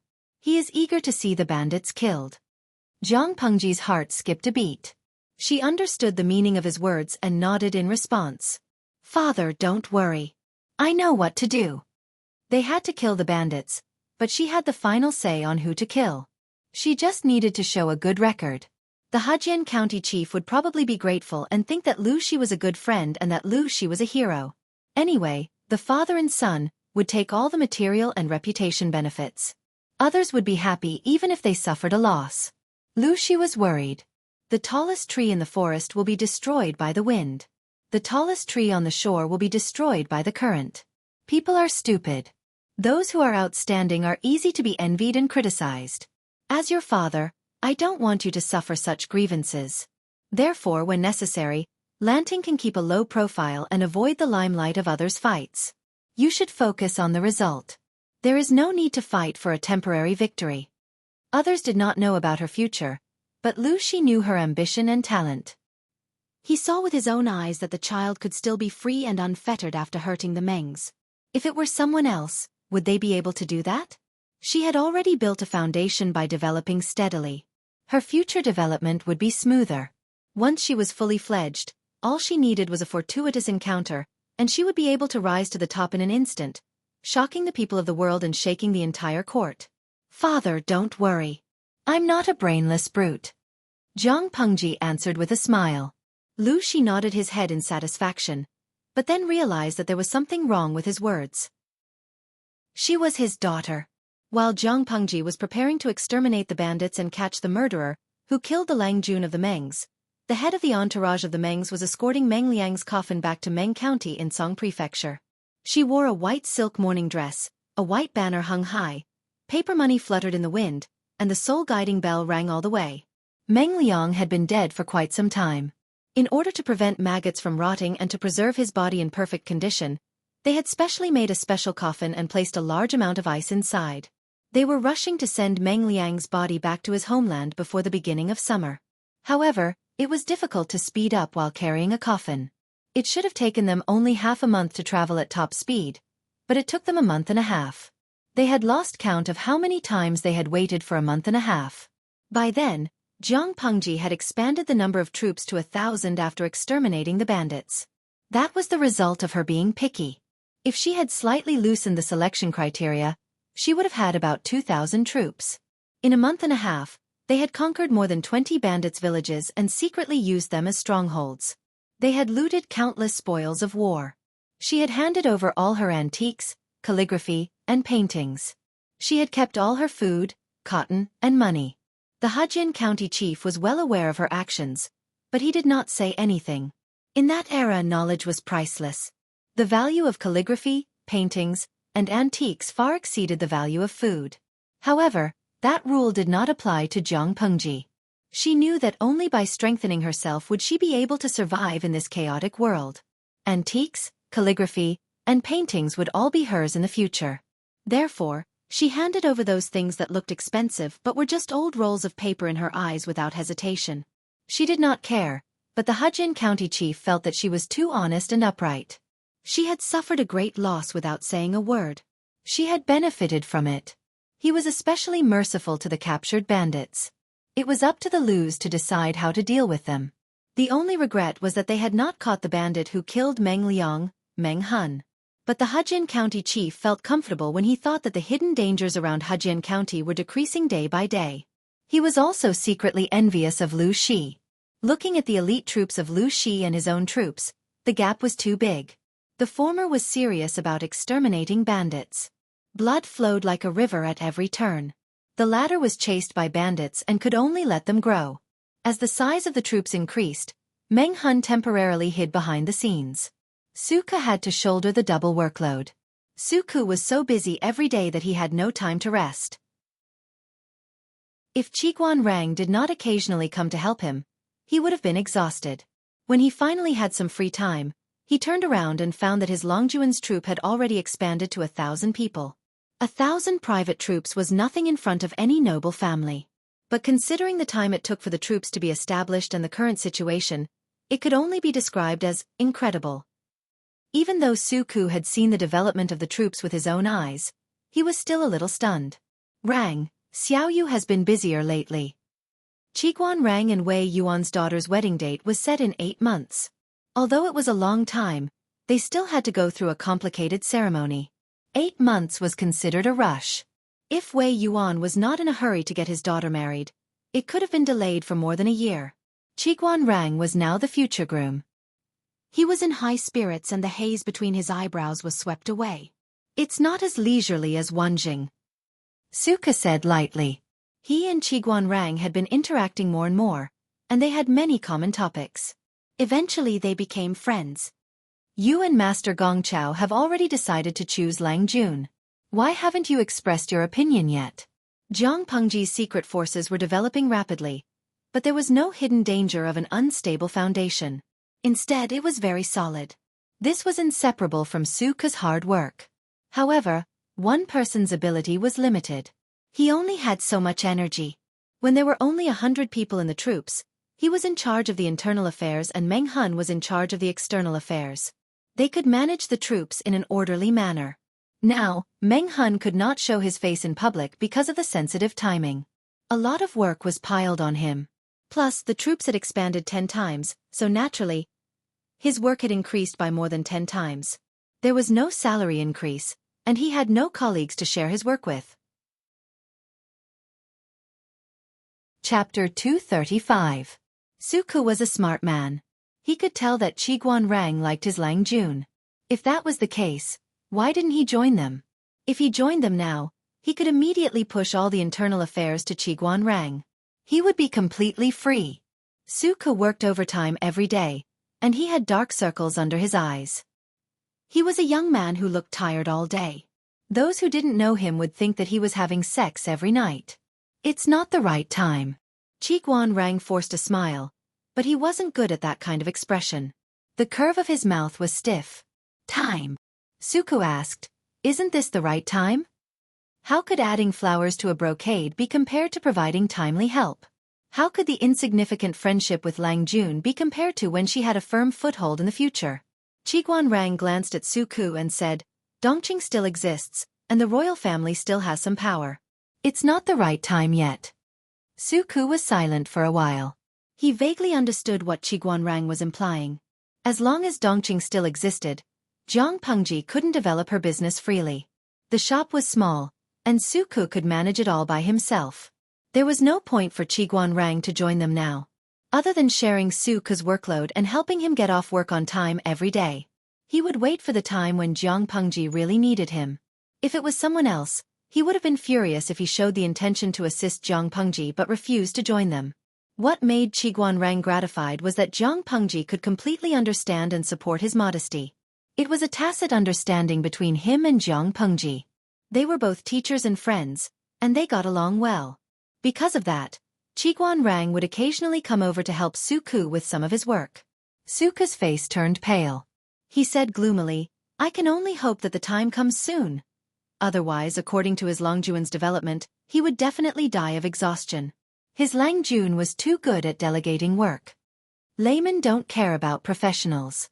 Qiguanrang stopped him from saying anything. Qiguanrang looked at Suku and teased, Xiaoyu, you're at the age to get married. Why don't you take some time to think about it? No matter how unreasonable Lu Langjun is, he can't possibly ignore his subordinate's marriage, right? Seeing that the young man was dating, getting married, and having a baby, she should at least give him a few days off. Qiguanrang did not want to join the team at this time because he saw the heavy workload and wanted to relax for a few more days. After hearing this, Suku's face turned red and pale. He seemed to be in a dilemma. When Zheng's suggestion is really, could he say that Qiguanrang was very similar to his Lang Jun in some aspects? If Jiang Pengji knew how busy Suku was, she would probably say the same thing.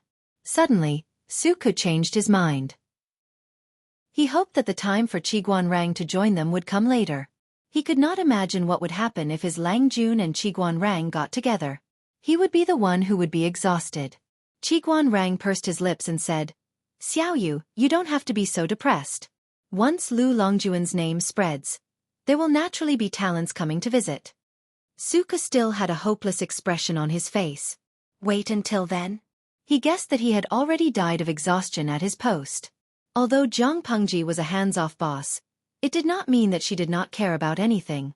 Sans Hisong Shu Ningshi, the streamer has been going shopping for the past 2 days. I feel a little bored. Luxio is Hao Liaoqiao, hashtag propping chin. The streamer is not a 10,000-year-old primary school student. There will be incidents wherever she goes. Recently, The streamer has been watching all kinds of bandit suppression series. It was exciting at first, but it got boring after a while. Now, shopping and drinking are like watching a gourmet show. A month and a half had passed, and the streaming room's upper limit was still 10,000 people. Zhang Pengji streamed every day. With a flow of people in the streaming room and all kinds of gifts, she had accumulated 986,000 points of popularity. In a few days, she would break through the million mark. The system looked at the popularity points enviously. It tried to persuade Zhang Pengji to use them to increase the level of the streaming room, but she had heartlessly rejected it. In the end, the system was so angry that it could not do anything to her. Tudu Feiqiu. I think it's okay. Anyway, I think the streamer's streaming is good. Also, think about the pile of work on Xueqi's desk. If the streamer streamed how to deal with them, I think it would be even more boring. When the bullet screen was sent, the audience in the streaming room was silent for a second. Then, they all laughed, ha ha ha, because they felt sorry for Xueqi. Sherry de Li, Xueqi is really unlucky to have a zhou like the streamer. Ko Jiao Fan, if I had a boss like her, I would strongly request 5 insurances, 1 housing fund, and most importantly, a raise in salary. Zhang Pengji sat at a noodle stall by the street, eating bland noodles. Her eyes were secretly looking at the screen, but her ears were listening to the conversation of the customers. She was multitasking. She added a bullet screen from the streamer. Streamer V. I just passed by the cloth shop. Didn't I ask Takshu to pick some new cloth for him and his aunt? Zhang Pengji thought about it carefully. It seemed that Xueqi's current living standard was not bad, and he did not have any other needs. She asked the servants to prepare some cloth, rice, and silver for him and sent them all to his aunt. Is that a raise in salary? Yinuagia Zhuge Qinma. That makes sense. Xueqi is speechless. But you forgot the most important thing, the vacation. It was good to give him a raise, but he did not have time to enjoy the money he earned. He was so tired all day. Xueqi still deserved to be distressed. Zhang Pengji coughed in her heart. Streamer V, as the saying goes, capable people do more work. Now we are short of manpower. Write down the vacation for him first and put it together later. She said it nicely, but not only Xueqi, but even the audience in the streaming room did not believe her. Their Longjuan's daily activities were either suppressing bandits or eating and drinking. As her subordinate, how could Xueqi not feel bad? Regarding this, Zhang Pengji expressed that she was wronged. Suppressing bandits and making trouble was true, but she did not admit to eating and drinking. Every day, she went out shopping with a proper purpose. After finishing the noodles, Zhang Pengji took out 3 copper coins to pay. The other customers also left. Back at the mansion, Zhang Pengji went to the study and took out the property account book that Xueqi had made. All kinds of items were carefully categorized and looked very clear. She put down the book and took the bamboo paper from the corner of the desk. There were all kinds of data listed on it. Tudu Feiqiu. I haven't been here for a few days. What are you reading? Chapter 236. 237, Vomiting Blood, 6. Let you see a baby. Musician Zhuge Qinma, I don't even need to help you to the toilet. The streamer's handwriting is elegant and flamboyant, but to put it bluntly, what the hell is she writing? How can you understand it? You live up to your ID. Zhang Pengji's handwriting was just like her personality. She did whatever she wanted. In the past, she would follow Liu Shi's handwriting and write in an orderly manner. But ever since she used charcoal to write and draw on coarse cloth, she seemed to have opened a door to a whole new world. Her handwriting became wilder and wilder. She completely let go of herself, and her handwriting was even more sloppy than wild cursive. Musician Zhuge Qinma, you're flattering me. Tudu Feiqiu, if this is really the record for the grain price, does it mean that the streamer's plan is about to begin? In the streaming room, even though the content was boring, the passion of the viewers did not diminish. As the streaming room gained fame, more and more people believed in it. The viewers found it harder to watch the stream. Every seat was hard to get. Even if you had been single for 30 years and had a 100 megabit internet speed, you might not be able to get one. What was worse was that the streaming room could not be broadcasted. If the viewers wanted to watch the stream, they would have to wait for the video to be broadcasted on Baidu the next day. Tudu Feiqiu could be considered a veteran in the streaming room. He kept up with the updates. He recorded everything that happened around the streamer during the stream and even compiled a booklet for it. As soon as he heard that the grain price had skyrocketed, he immediately thought of Jiang Pengji's plan to suppress the grain price. It was as if he had been injected with chicken blood. Jiang Pengji shook her head. It's not the right time. She had been walking the streets and alleys. She had visited the tea houses, eateries, and taverns. She had heard the people talking about the recent gossip. More and more of it was related to the civil unrest in Song Prefecture and Meng County. But their news had not been confirmed, so the spread was limited. Otherwise, why would the grain price have only doubled? Jiang Pengji murmured, "It's too early to make a move. The rumors are still brewing. There's still some time before they really explode. When the time comes, the people will panic and rush to the grain stores to buy grain. The grain price will not be the same as it is today. Some of the people would believe the baseless rumors, but the doubling of the grain price would make them hesitate. If Jiang Pengji started her plan now, her family's grain store would be emptied by another force. When the food shortage started, most of the people would have to grit their teeth and buy the food that had skyrocketed in price. So, she was not in a hurry. When the government of Hejian County confirmed the news of the civil unrest in Songzhou, the people would panic and find that they could no longer afford to buy food. That would be the time for Jiang Pengji to strike. She took a look at Xueqi's statistical report and found that they had achieved great results in suppressing the bandits in the past month. The money collected was exchanged for food, which was purchased from the nearby Zisong County at regular prices. It added up to about 1,500 dong. The 3,000 dong she had extorted from the Mengs and the 1,300 dong the Hejian County chief had collected from various aristocratic families. After deducting the food consumed during this period of time, she still had 5,500 dong left, which was much more than she had expected. Takshu, go and tell the butler to call the shopkeeper of the grain store over here. The second branch of the Lus owned all kinds of stores. Half of them were Gu Min's dowry, and the other half were bought by Lu Shi over the years. The Lus had 3 grain stores in Hejian. They were located in different areas and had different customers. Daily necessities such as rice, oil, salt, soy sauce, vinegar, and tea did not make a lot of money, but every person needed them, and the demand was huge. Therefore, the profits of those stores were moderate every year. As long as the shopkeepers followed the rules, it would be difficult for them to make a loss. The 3 shopkeepers were a little scared when they were suddenly summoned by their master. They were afraid that they had done something wrong and would be fired. Don't be so nervous. I called you here to ask you some questions. Jiang Pengji sat at the head of the table and asked one of them in a cold voice, "How's the business these days?" The shopkeeper answered respectfully, "The business is okay. The people are worried about the civil unrest in Songzhou, so the grain is selling smoothly." "Is there anything else?" The shopkeeper was startled. He thought carefully and said, "Apart from some scattered purchases, there are many big businesses." The so-called big businesses were actually other grain stores planning to buy in bulk from them. But the shopkeepers were not stupid. They knew that the price of grain was rising fast, so they could wait for a while and sell slowly after the price rose to another level. Anyway, no matter where the grain was, they would not lose money. The only difference was whether they could make more or less. "You sold the grain?" Jiang Pengji asked.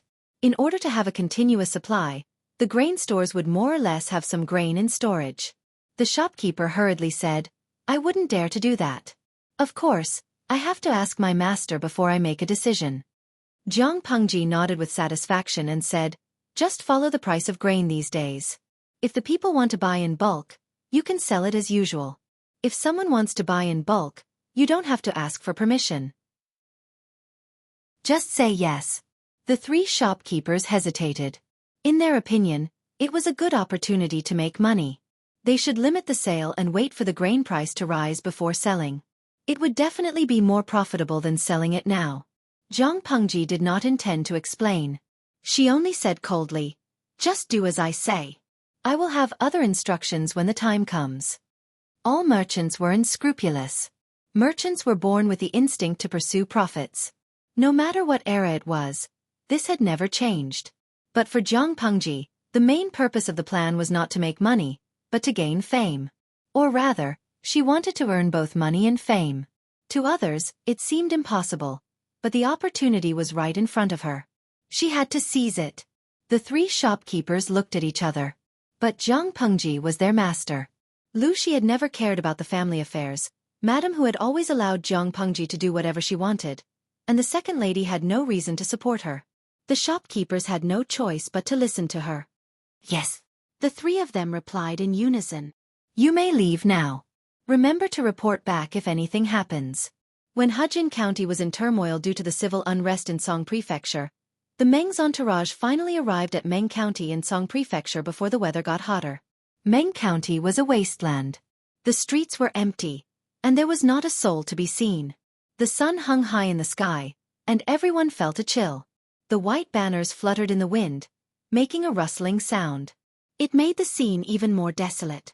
Even though the Meng County chief's mansion had been burned down by Meng Hun, Meng Zhan still had a luxurious mansion. Chapter 237. 238. Spitting Blood, 7. Who are you?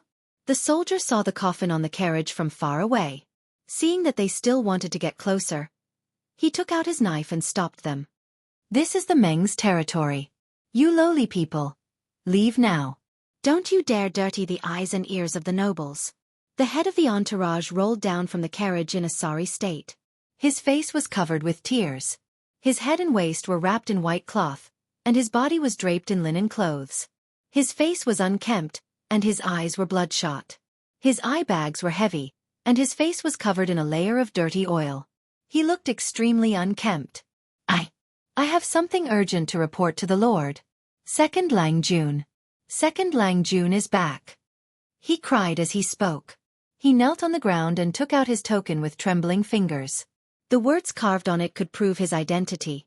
The soldier didn't know how to read, but he recognized the token. His attitude suddenly changed. What?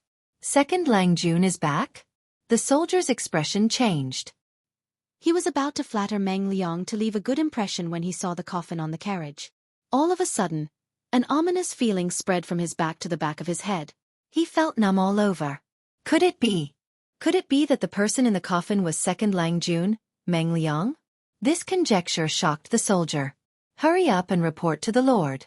Second Lang Jun's body is back. Hurry up. The head of the entourage didn't dare to face Meng Zhan's anger. He roared at the soldier. The soldier was also shocked by the series of events. In a daze, he staggered and ran towards the Meng residence. For a moment, he did not expect the fury of the informant. Meng Zhan was having tea and wine with his friend in the waterside pavilion. They sat opposite each other, talking about the world and laughing. But the atmosphere didn't last long. The servant made a lot of noise. His rude behavior made Meng Zhan very angry. The Mengs were one of the 4 noble families in Dongqing. They were very strict. Even the lowest servant had the best manners. No one could find fault with them. It was like when he was entertaining a guest. Even if his friend didn't care, Meng Zhan still felt embarrassed when something so embarrassing happened. Perhaps something happened. Why don't you ask, County Chief Meng? The friend smiled warmly, and his eyes were calm like the clouds in the sky, causing others to feel a sense of closeness and peace. Meng Zhan held back his anger. He cupped his hands in front of his chest and said, I didn't teach my servant well. Please forgive me. After saying that, he turned his head and his face darkened. He got up and walked towards the rash servant. Meng Zhan looked impatient. Tell me what happened? The servant shivered and tried to lower his body to the ground, trying to minimize his presence. Only then did Meng Zhan realize that there was an unfamiliar soldier beside the servant. Judging by his attire, he should be a guard of the Mengs. All of a sudden, Meng Zhan's anger grew. This was the place where he entertained his distinguished guests. A guard guarding the gate of the courtyard dared to break in. If this was seen by others, how could he not laugh at the Meng family for not being strict enough to control a mere servant? However, before he could get angry, the soldier had already finished speaking while trembling. Master. Second Lang Jun's body has been brought back. Meng Zhan's mind went blank after he heard it. It was as if thunder exploded in his ears and took away his hearing. After a long time, Meng Zhan regained his senses and grabbed the soldier's collar. His rough movement also startled the guests in the waterside pavilion. What did you say? Whose body has been brought back? Meng Zhan's eyes were wide open. His crazy look was a sharp contrast to his usual gentle and elegant appearance. The soldier became more and more nervous, but he still answered subconsciously, Second Longjun's body has been brought back. Second Longjun? Meng Zhan was so scared that he took a step back. His body hit the pillar of the waterside pavilion. It was as if all his strength had been sucked out. The group of servants were so scared that they knelt on the ground and didn't dare to raise their heads. His friend who was staying in the waterside pavilion heard the commotion and was confused. He was about to stand up, but he saw Meng Zhan holding his chest with his right hand and spitting out a mouthful of blood. His eyes rolled back and he fell into the pond. Witnessing all of this, the friend's expression was slightly startled, and he stopped in his tracks. What happened? Meng Zhan spat out blood and fell into the pond. Everyone was so shocked that they forgot to go into the water to save him. In the end, his friend came back to his senses and asked someone to jump into the water to save Meng Zhan, who was in a coma. Meng Zhan woke up from his coma in a daze. He saw the familiar scenery and his friend next to his bed. He was shocked at first, but then he remembered the news he heard before he passed out. He quickly lifted the quilt. County Chief Meng, the doctor just came to check on you. You are in shock. You need to rest. Meng Zhan suddenly burst out a strong force. He raised his hand and pushed his friend away. His eyes were full of hatred. Bring him here. Meng Zhan was so angry that he almost bit his tongue. Who killed Meng Zhan? Meng Zhan? His friend stood up awkwardly. He was shocked when he heard the name. Wasn't that the name of the second Longjun of the Mengs? What happened? Seeing Meng Zhan leave in anger, the friend's shocked expression returned to normal. He even tidied up his hair and clothes. He thought to himself, did something really happen to the second Longjun of the Mengs? Thinking about the young friend he met before he came to Meng County, the man raised his eyebrows and his eyes flashed with a hint of playfulness. Don't tell me. You've already predicted this? He followed Meng Zhan and followed him to the hall where Meng Liang's coffin was placed. The servants had put on plain linen clothes, and the decorations in the room had been changed as well. White banners were fluttering, and candles were burning. It looked like a mourning hall, with a giant coffin in the middle. As soon as he walked in, a strong rancid smell lingered in his nose. Meng Zhan lost his composure and pushed open the lid of the coffin. The body inside was already rotten and covered with maggots. Meng Liang had been dead for almost 3 months, and the weather was getting hotter and hotter. There was no place to replenish the ice along the way, so the body could not be preserved. It was normal for maggots to grow. However, the more it was like this, the greater the blow to Meng Zhan. Even though he didn't believe that the person in the coffin was his son, he could still see the outline of Meng Liang from the maggot-covered face. This was his son. Seeing this, Meng Zhan's throat hurt again. Blood spilled out from the corner of his mouth. This scene caused everyone to be shocked again and again. The friend secretly raised his eyebrows. As he was about to leave, there was a fragrant wind. He saw a lady in luxurious clothes lying on the coffin, crying. She looked like a pear blossom in the rain. It was a pitiful sight. However, with such thick makeup on her face, it was impressive that she didn't make a mess of her face when she cried. The friend thought to himself. He then heard the lady call the second Longjun in the coffin as her son. Wait, wasn't Meng Liang's mother the second wife of the county chief of Hu County, Lu Shi? The friend's eyes widened. Chapter 238. 239, Spitting Blood, 8. His friend stopped looking at him and comforted him gently. County Chief Meng, I'm sorry for your loss. Don't be too sad. However, the pain of losing a son in his middle age was not something that could be soothed by a few words of comfort. Meng Zhan held the edge of the coffin with both of his hands. His fingers were visibly shaking. Because he was using too much strength, the tips of his fingers had turned white. Seeing his veins bulging and his face dark, his friend didn't say anything else. He just sighed and stepped aside. Obviously, Meng Zhan didn't need someone else to comfort him. He needed a quiet place where he could calm down and recover from the sudden shock. However, Meng Zhan didn't want to be alone. He just wanted to figure out why Meng Liang died. His son was fine. Even though he had some small problems and made some mistakes, so what? The Mengs had been a prominent family since the founding of the previous dynasty. They had a huge business and they could handle anything for Meng Liang. If he had known this would happen when he sent him to Shangjing, he would have shouldered all the pressure and protected him under his wings. Now, he was on the road to hell at such a young age. As an old father, he had to watch his son die before him. Meng Zhan was a man after all. He was stronger than his crying concubine.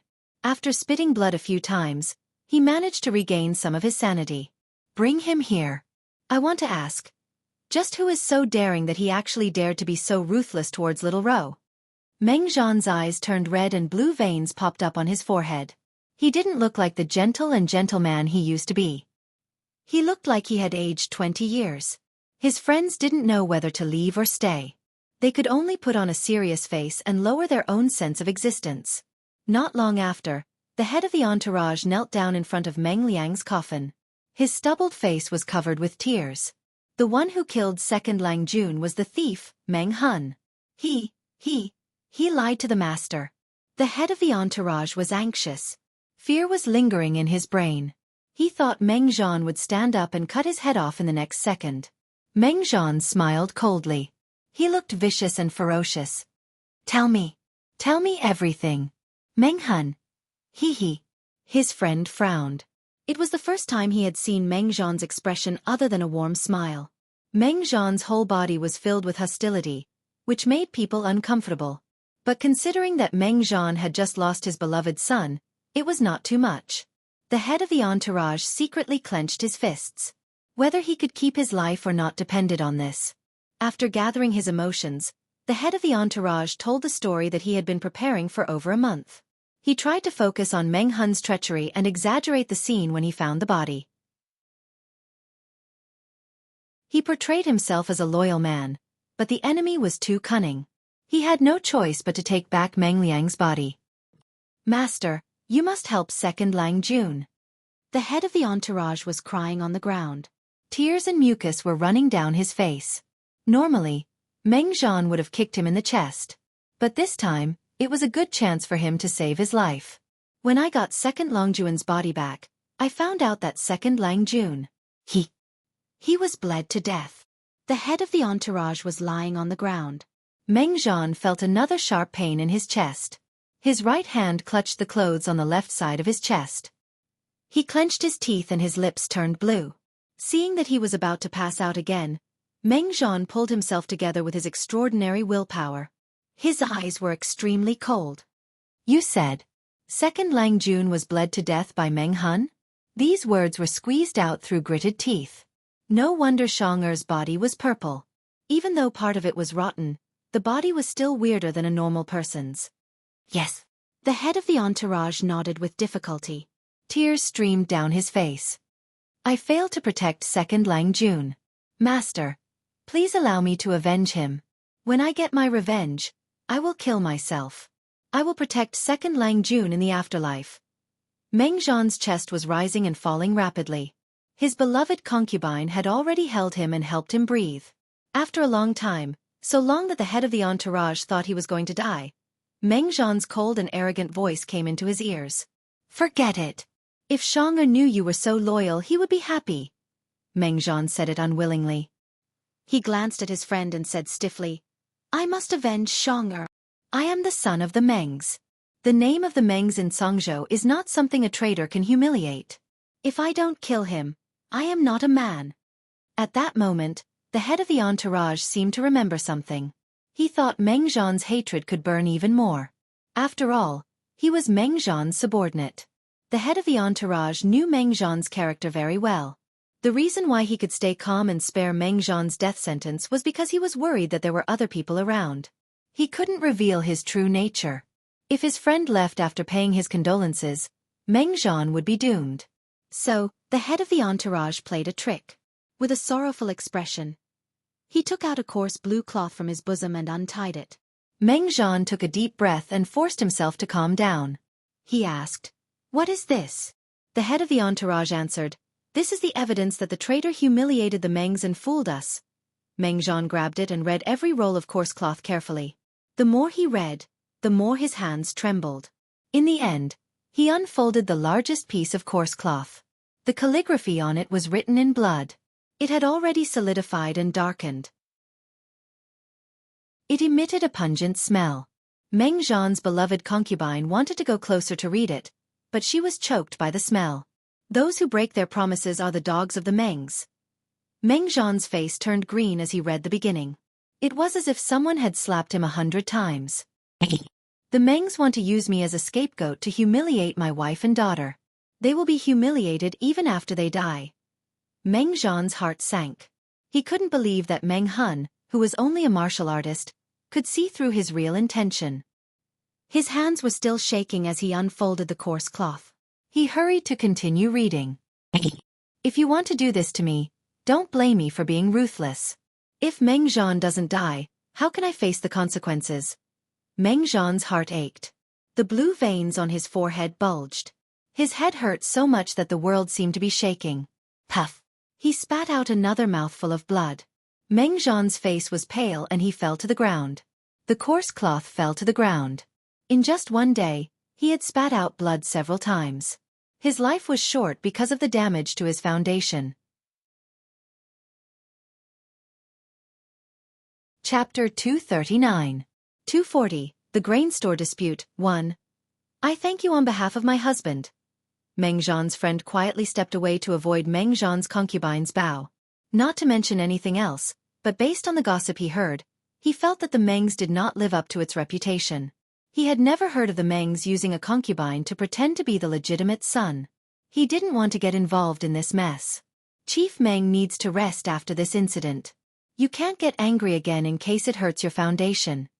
Before the medical officer could step out of the main street where the Meng residence was located, he was hurriedly called back. He wrote a new prescription and gave a few instructions. His friend took the chance to leave. He was worried that he would hear another scandal if he stayed any longer. Meng Liang died. Everyone in the Meng's family mourned. They wore plain linen clothes. The Meng's army was also ordered to mourn for the second Lang Jun. Meng Zhan's action was met with a lot of resistance. He was scolded by several elders. Who was Meng Liang? A son of the first wife who was not even 20 years old. To the public, he was the son of the first wife. However, some of the elders who had heard the rumors knew that Meng Liang's identity was different. His identity as the son of the first wife was still a question mark. It was not like the Meng family was so short of people that Meng Liang was the only one. There were still many candidates for the Meng family. A son of the first wife died and the entire Meng's army mourned for him. Who did he think he was? Even if the emperor of Dongqing passed away, he wouldn't be treated like this. More importantly, it was a critical moment. The civil unrest in Song Prefecture was getting worse. Mobs were everywhere. The Meng's army needed to clean up their colleagues. They didn't have time to mourn for a young boy. Speaking of which, Meng Liang was the source of the civil unrest. If it weren't for the fact that the boy was too much of a bastard and made the people angry, the Mengs wouldn't be in such an awkward situation. It was better for him to die. He didn't have a good background anyway. If it weren't for the fact that Meng Zhan loved him so much that he wouldn't give him anything and even ignored the legitimate eldest son of the first wife, the elders wouldn't have cared about Meng Liang. He was just a piece of mud that couldn't be helped. He was a waste of air when alive and a waste of land when dead. Meng Zhan's heart was as hard as steel. He refused to give in even half a step. The two sides were locked in a stalemate. As a result, there were several voices within the Meng family's army. The news of the civil unrest that they had painstakingly concealed seemed to have grown wings and spread among the people. When the people in the neighboring counties and prefectures heard the news, they panicked and felt insecure. The Meng family is truly a sinner. A plain-looking carriage stopped on the mountain road. The man in the carriage lifted the curtain and saw the people fighting outside. Their clothes were ragged and their faces were yellow from hunger. It was a scene of chaos. The man sighed in his heart and put down the hand that lifted the curtain. Judging from his appearance, he wasn't the man who was a guest at the Meng residence. At this moment, the guard outside asked him in a low voice, "Master, should we return to Shangjing first or?" The guard's voice was filled with concern and nervousness. There were only 11 of them, including the man. With such a small group of people, if they encountered a large wave of rioters, they could not guarantee the safety of the man in the carriage. The longer they stayed, the more dangerous it would be. The man went silent for a moment before he said abruptly, "No, let's go to Langya." He had some doubts and was eager to seek confirmation from his young friend. The guard did not even think about it. He answered yes and pulled the reins of the carriage. Soon, the seemingly ordinary carriage completely disappeared on the vast mountain road. Yuan Jing, what kind of students do you have? Faintly, the man seemed to be complaining. There were different voices within the Meng family's army. The suppression was lax, which made the already serious civil unrest even more intense. Hejin County, which was only half a month away from Meng County, was naturally the first to be affected. Jiang Pengji returned to the mansion from the streets as usual. The information she collected made her look cold. The audience in the streaming room could feel the low pressure around her through the screen. Even the funny comments on the bullet screen had decreased greatly. The price of grain has soared to 8 times the original price.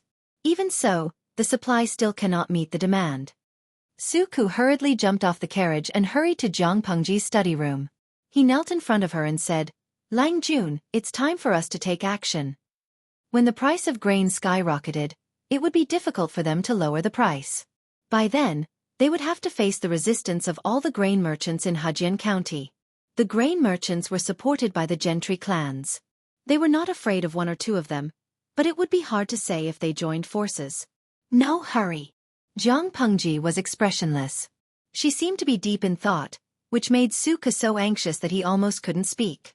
It was not the time to act aloof. Let me ask you, have you found any refugees from the nearby counties? Jiang Pengji asked. Not near Hejin County, but there are many in Zisong County. Zisong County was near Hejin County, which was closer to Meng County in Song Prefecture. If there were refugees, they would be the first to appear. I got it. Jiang Pengji pounded her palms and said, "Tell the grain stores to put out the signboards and try to spread it throughout Hejin County. We must let every citizen know that the 3 grain stores will be buying large quantities of cheap grain." Signboards? Xueqi was startled. What is that? It means to widely advertise. Hire 30 to 50 children or hooligans who are familiar with the roads nearby. Give them some money and let them advertise on the streets. Jiang Pengji explained. Anyway, we must let the people know as soon as possible. Xueqi's eyes flashed. If it were not for the situation, he would have praised his Longjuan's idea. Nowadays, there were too few people who could read. Even if they put up the signboards at the city gates, not many people would know about the grain stores. The effect was minimal. If they let children or hooligans advertise everywhere, it would be faster and wider than just putting up the signboards. The key was that the labor cost was not high. I'll do it now. Xueqi calmed himself down, bowed to Jiang Pengji, and left. Wait! Jiang Pengji suddenly shouted and stopped Xueqi, who was in a hurry to leave. Before we do this, go and find out which grain store has the lowest price. The price we set will always be 20% lower than the lowest price. Xueqi was dumbfounded. Not the normal price? Jiang Pengji snorted and said, "We just need to be kinder than the black-hearted merchants. We are good people, understand?" Xueqi was still dumbfounded. It was different from what he had imagined. Don't worry. The price will not go on. Jiang Pengji said calmly, "Our price will only be 20% lower than the other grain stores. If they want to compete, they will naturally lower their price. Then we will lower it by 20%. Chapter 240. When Jiang Pengji started to take measures, the price of grain had already soared to more than 9 times the price in peacetime. The aristocratic families had their own granaries, so they didn't have to worry about food and drink. Instead, they could take advantage of this opportunity to sell off the old grain stored in the granary at a high price. On the contrary, the common people had little savings, and their families were about to starve to death. However, the price of grain was rising fiercely. Many people were worried about it. Many women were pacing back and forth in front of the grain stores, waiting for the grain to be cheaper. They didn't expect the price to go up every time.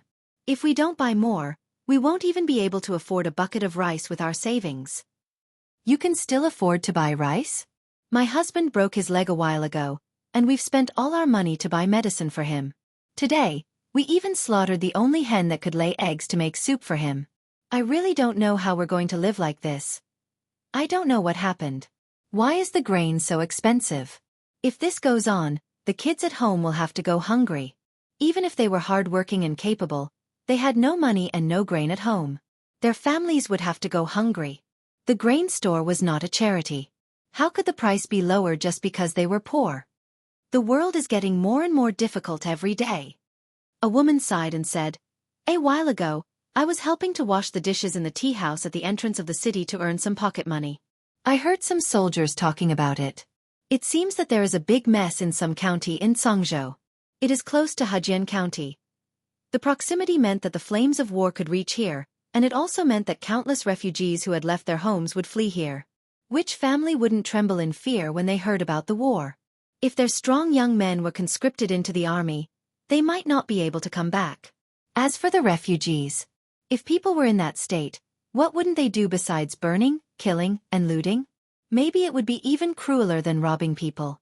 Many women trembled just thinking about it. At least they had some savings at home, so they could buy grain from the grain store. The other poorer families could only dig weeds in the mountains and peel bark from trees. The food they ate was not even as good as the old sows in their pigsty. Should we go to other grain stores? Maybe there are cheaper ones. A woman in a dark linen robe hesitantly held a basket and looked at the grain store not far away. There were many grain stores in the city. After comparing 3 stores, there was bound to be one that was cheaper. If I had known that this would happen, I would have gone to buy them a long time ago. I thought that it was expensive back then, but who could have known that the price of grain would only get higher by the day? That's right. In the past, my husband thought that I was short-sighted and that the weather was good this year, so the food would be cheaper than before. He thought that I would wait a few more days. But now, it's so much more expensive. I don't know how I'm going to survive. The women walked together, holding each other's hand, chatting with each other. At this moment, a child wearing patched clothes ran over from the corner of the street, laughing and shouting loudly. A woman raised her hand to stop the child and asked carefully, "Hey, what did you just say?" It seemed that this was not the first time the child had been stopped. He answered in a loud voice very naturally.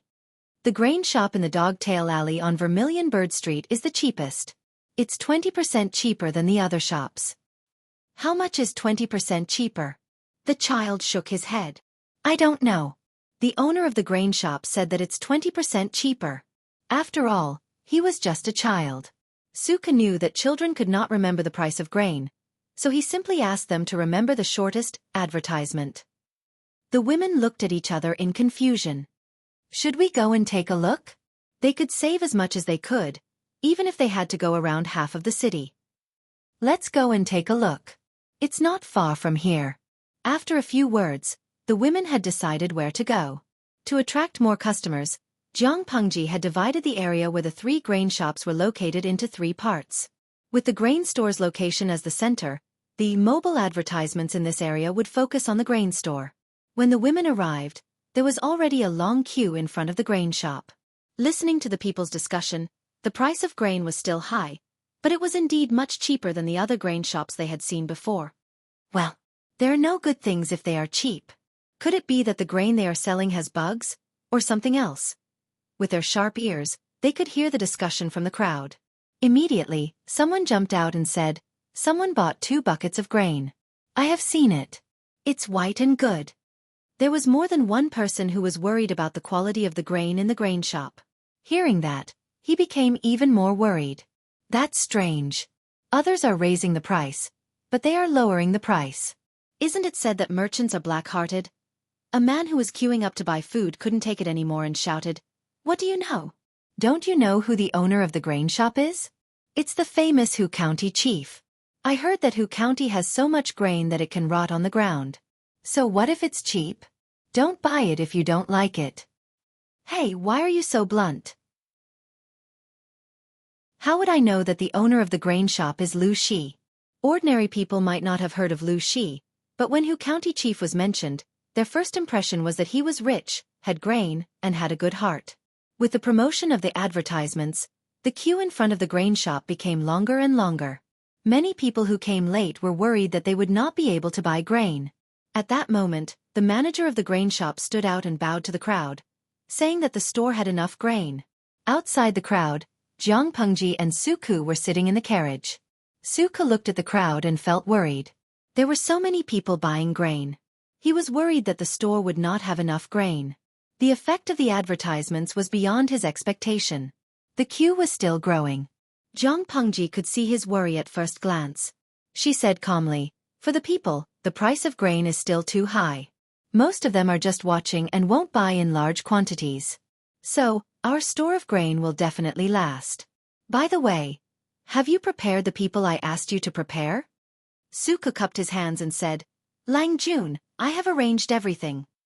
"Good. When there are more and more people watching, you can ask them to leave." Zhang Pengji's purpose was to suppress the grain price, not to sell the few thousand don of grain at the high price. Not only did she ask Xueqi to hire children and hooligans to act as mobile advertisements for the grain stores, but she also asked him to prepare a few people. These people were not to fool the people who bought the grain, but to sway the shopkeepers of other grain stores. Zhang Pengji started the price war. On the first day, she created the illusion that there was no limit to the grain store. Naturally, the other grain shops would be nervous.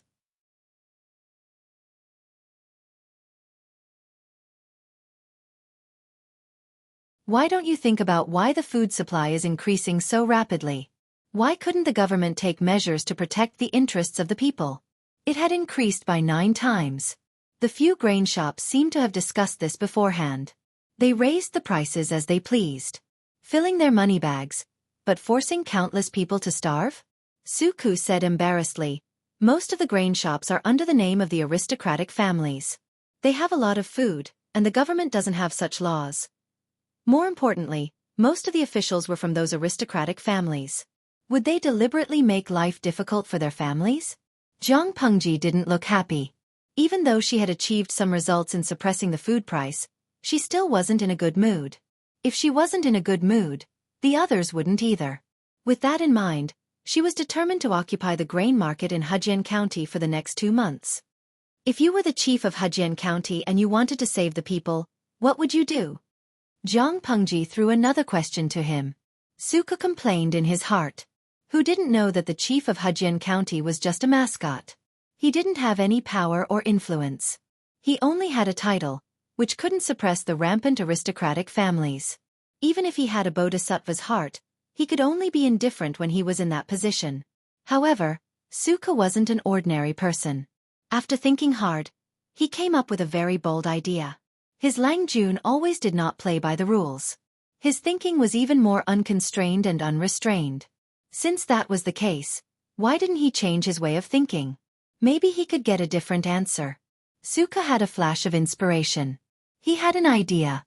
If I am the chief of Hejian County, I have no power or influence. I only have the title of the chief. I can't stop the soaring food price. If that's the case, why don't I encourage the grain merchants to continue to raise the price? The higher the better. Zhang Pengji's eyes lit up. She had a faint smile on her lips. The audience in the live streaming room was confused. Didn't you say you wanted to suppress the food price? Why did the host agree with Xueqi's answer? Lao Ciji Lianming. I think I understand Xueqi's idea. To encourage the price of food to skyrocket, he secretly sent people to the neighboring counties to promote the food and encourage the grain merchants there to transport the food to Hejian County to sell. When the supply increased and the demand remained the same, the price would naturally decrease. Merchants pursued profits. That was a common saying no matter what era it was. But this method can only be used once. Zhang Pengji nodded. She was very satisfied with Xueqi's answer. After all, he was a talent that she thought highly of. Zhang Pengji hoped that Xueqi could be more useful. After all, she was in dire need of manpower. Before she could find suitable people, she could only make Xueqi more useful. At the same time, Xueqi felt a chill down his spine. He had a vague premonition. There were many customers wandering in front of the other grain stores. Even if they were not going to buy, they were all potential customers. In less than half a day, all those people suddenly disappeared. It made the manager of the grain store, who was ready to make a big profit, very confused. He sent a worker to find out what was going on. Soon, he got a reply. Who is so bold? The manager of the grain store was furious. It was like stealing food from a tiger's mouth. The worker nervously told him the owner of the grain store, and then he became silent. It seemed to be a competition between grain stores, but if it was too embarrassing, the power behind each store would be involved. The worker hesitantly asked, "Manager, what should we do?" "Tut, what else can we do? Let's leave it at that. I will go to the manor and ask the head butler." At the same time, many managers of the grain stores in Fujian County made the same decision. Grain stores could not make a lot of money, but it was difficult for them to lose money. The aristocratic families did not take it seriously at first and let the managers make the decisions. The managers thought about it and decided that it was okay to make less money. Since it was a profit anyway, they might as well lower the price to the same.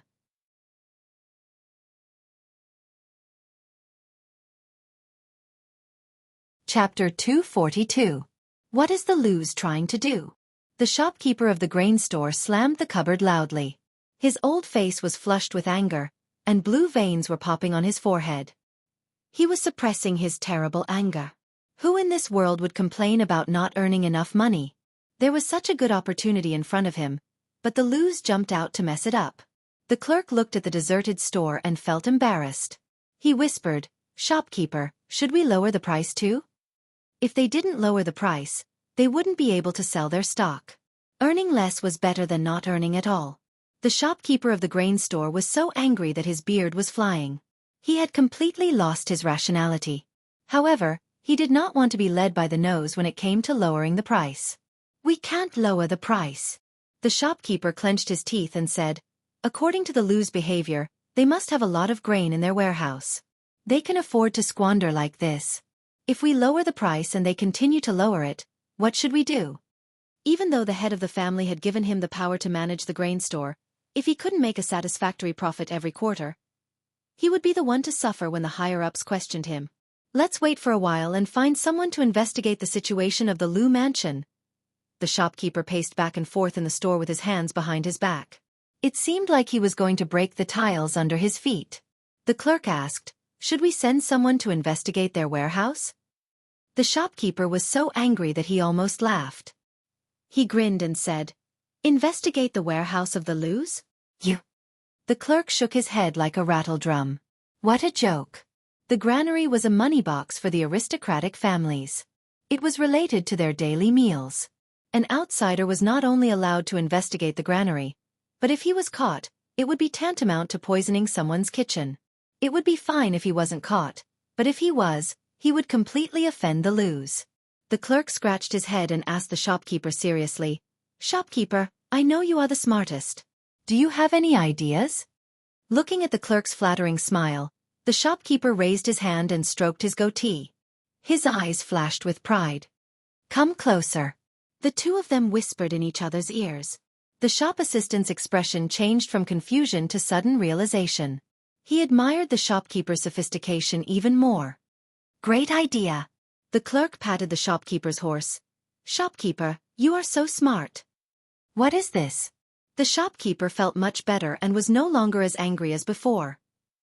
"When it comes to managing the county and the people, I naturally can't compare to County Chief Lu. But in terms of business, I'm afraid County Chief Lu is just a layman and doesn't know the ropes." If that person really understood, how could he have made such a mistake and tried in vain to keep lowering the price, a crude scheme that harmed others without benefiting himself? In business, business was business. Although County Chief Lu was talented, he was just a boorish man when it came to business. Almost no one would have thought that it was not Lu Shi's doing that the 3 grain stores of the Luz used the method of lowering prices to win over customers. They couldn't be blamed for the misunderstanding. Who asked the former Lu Shi and the current Jiang Pengji to dislike attending poetry gatherings? Don't think that these activities were boring. In fact, it was also an important way to promote oneself. It was the best place to show off one's talent and fame. If he didn't package himself and promote himself, how would others remember him? The former Lu Shi wouldn't have done that, but the current Jiang Pengji disdained to do so. Therefore, in the second branch of the Luz, outsiders always thought that Lu Shi was the head of the family. Naturally, he was the first person they thought of when something happened. Unintentionally, Lu Shi had become Jiang Pengji's scapegoat. In the eyes of outsiders, how could offending Lu Shi and offending Lu Shi's son be the same? Everyone bullied the weak and feared the strong. If it was the former, 99% of people would be afraid. After all, Xueqi was not someone to be trifled with. If it was the latter, people would probably come to pressure him with all kinds of excuses. Even if they didn't torture you to death, they would still annoy you to death. If they couldn't afford to offend their father, why would they be afraid of the bastard? Of course, if they really did that, they would probably understand a principle. The bastard was even more dangerous than the father. The latter would only make you suffer, while the former would directly kill you. The clerk flattered the shopkeeper. That's right. I think so too. When it comes to making money, no one can be more experienced than you. Let's wait and see, the shopkeeper said decisively. I'd like to see how much grain he has and how many days he can squander. Because they had more grain than they had expected, the purchase limit was not implemented the next day. Jiang Pengji coldly looked at the statistics on the table. It was the price records of 31 grain stores in Hejian County. After the first price cut, they seemed to have reached some kind of tacit understanding. Not only did they not follow suit, but they also chose to ignore the 3 grain stores of the Lus. They let their own grain store be deserted, with not a single customer coming in. They did not move at all. Jiang Pengji saw that and sneered. You're quite calm, but that's all. If they chose to lower their prices immediately, the loss would be small. If they continued to be so reserved, she would not be polite.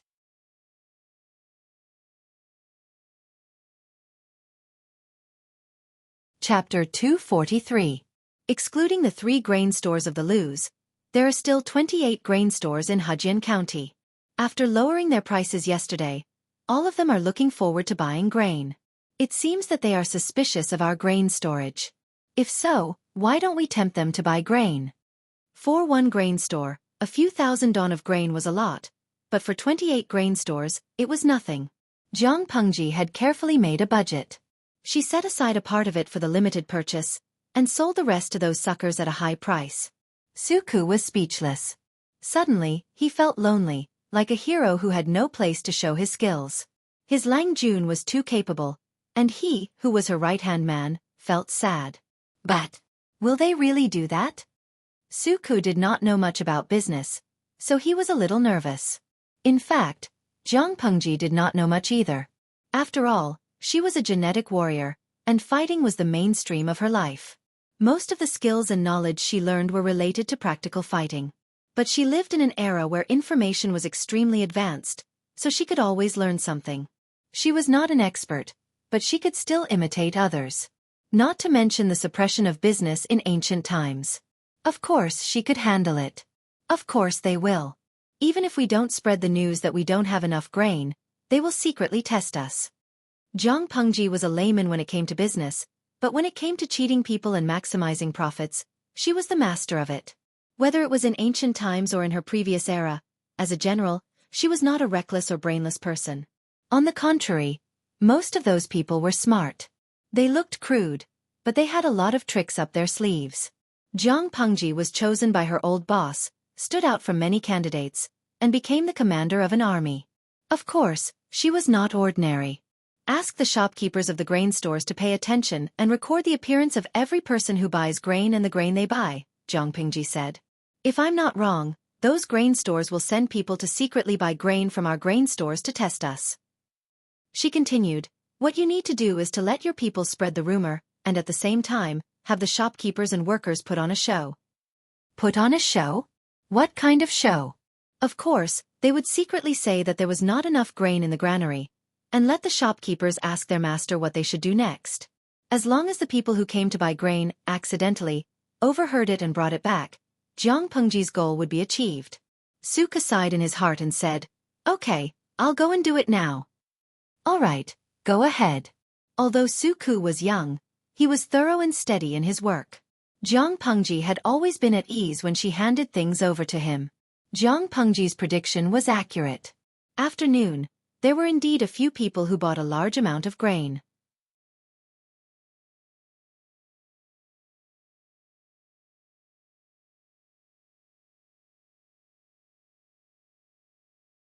He smiled bitterly and said, my fellow villagers, your words are harsh. My store had originally set up this limit for the good of everyone. Why is it that in your mouth, it's looking for trouble? Of course, We have plenty of food. Then why did you set a purchase restriction? Do you still want to do business? Before the shopkeeper could finish his words, he was interrupted by the voice again. At this time, the crowd faintly sympathized with the shopkeeper. His service attitude was quite good, and he was humble as well. Unfortunately, he had encountered someone with a bad temper. How pitiful was he now? Of course we want to do business, but we can't not limit the purchase. The shopkeeper bowed again and said seriously, nowadays the world is not stable. Who doesn't want to fill their own rice tank to the brim? But recently, the price of food has skyrocketed. My fellow villagers have also seen it. You know you're selling at a high price, but you don't know how to sell at a lower price. Who are you trying to fool? Xueqi listened to the conversation between the shopkeeper and the shill and almost laughed out loud. Lu Langjun was indeed a clever person. The other party even dared to use such a despicable method. The shopkeeper patted his chest and said to the crowd, you can't say it like that. Who doesn't want to earn money when doing business? The crowd listened quietly. The shopkeeper had already memorized the script in his heart and spoke passionately. But business has its own rules. This kind of act of looting a burning house is not something that my store will stoop to. But why is it still marked at such a high price today? It's because we have no other choice. Everyone, think about it. If my store continues to sell at a low price, will the villagers buy more, or will the people who want to take the opportunity to make a fortune buy more? Yesterday, my store and the other two stores sold a total of 2,000 dong. Sold for 2,000 dong? This business was not bad. Since there was so much surplus, why didn't they sell it or limit the purchase? Everyone was confused, but some people already understood what was going on. They guessed that the 2,000 dong were most likely bought by those who wanted to store food, and not by the people who really needed it. If we continue to sell at this rate, in less than 7 or 8 days, our store's granary will be emptied. The shopkeeper's words sounded weak. Not to mention 7 or 8 days, they probably wouldn't even last for 2 or 3 days. The owner of the store thought about it and came up with the idea of limiting the purchase so that the people who really need it can buy it. After limiting the purchase, the price will be lower than it is now. No matter how many flowery words there were, they couldn't beat the phrase, after limiting the purchase, the price will be lower than it is now. Nowadays, the food in the store was indeed more expensive than usual, but it was much cheaper than the food that was 9 or 10 times more expensive. Many people could afford it if they gritted their teeth. With that, many people's hearts began to waver and they started to lean towards the store. The shopkeeper took the opportunity to add fuel to the fire and said in a clear voice, my fellow villagers, although the world is difficult with the blessings of God, we should have a small harvest this year. In another 2 or 3 months, you should start preparing for the autumn harvest. By then, the food will have recovered and you won't have to worry about starvation. To be honest, the store doesn't make much money by limiting purchases. But if everyone can survive until then, earning less money doesn't matter. At the very least, they would feel at ease. Don't you think that's the case? Business is business, and business has its own principles. Xueqi raised the feather fan in his hand to cover the smile on his face. Lu Longjuan's move was really beautiful. If it were anyone else, they would have been tortured to death by the restriction on the purchase. After all, this move had affected the interests of many people. Unfortunately, Lu Langjun was of noble birth. He was the only legitimate son of the second branch of the Lu family. As long as Lu Shi didn't fall, the gentry in Hejin County would be afraid of him. The restriction on the purchase made many black-hearted merchants eager to make a fortune. So what if they lost money? If they wanted to make a move on Lu Shi, they had to see if Lu Shi would agree. The business of the Lu family's grain store was still booming. There was an endless stream of people buying food. For them, even if they had to travel for a few more hours, it was all worth it as long as they could buy cheap food. This is what a real businessman should be like. Many people sincerely exclaimed, especially when they found out that the other grain stores didn't lower the price, but instead raised the price. They admired them even more. Lanting, this is what you call gaining both fame and fortune.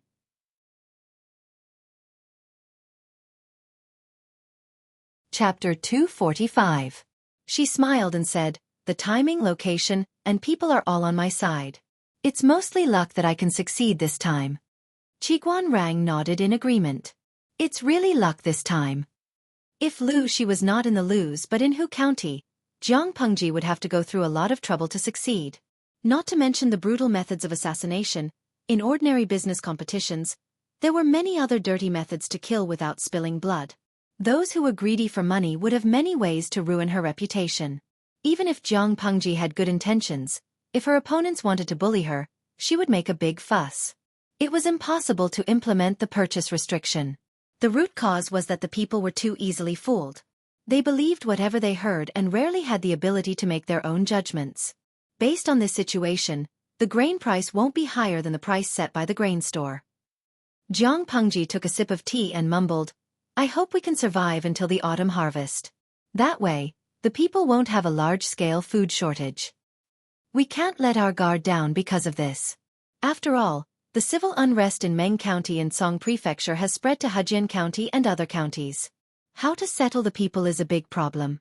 If they couldn't control the people, the local public security would be greatly reduced. Jiang Pengji raised her eyebrows and said with a smile, "That's the problem of the Hejian County chief and other aristocrats. It's not our turn to worry about it." Qiguan Rang choked. They were both commoners without any official titles. Why would they worry about such things? Jiang Pengji said, "Compared to these things, Wen Jing should think about how to be a bridegroom. Wei Nyongzi is still young, so please bear with her." "Of course." Qiguan Rang's expression softened a little, revealing a sense of warmth. Jiang Pengji teased Qiguan Rang, and the latter reacted accordingly. On the other side, the streaming room was a bit gloomy. Why?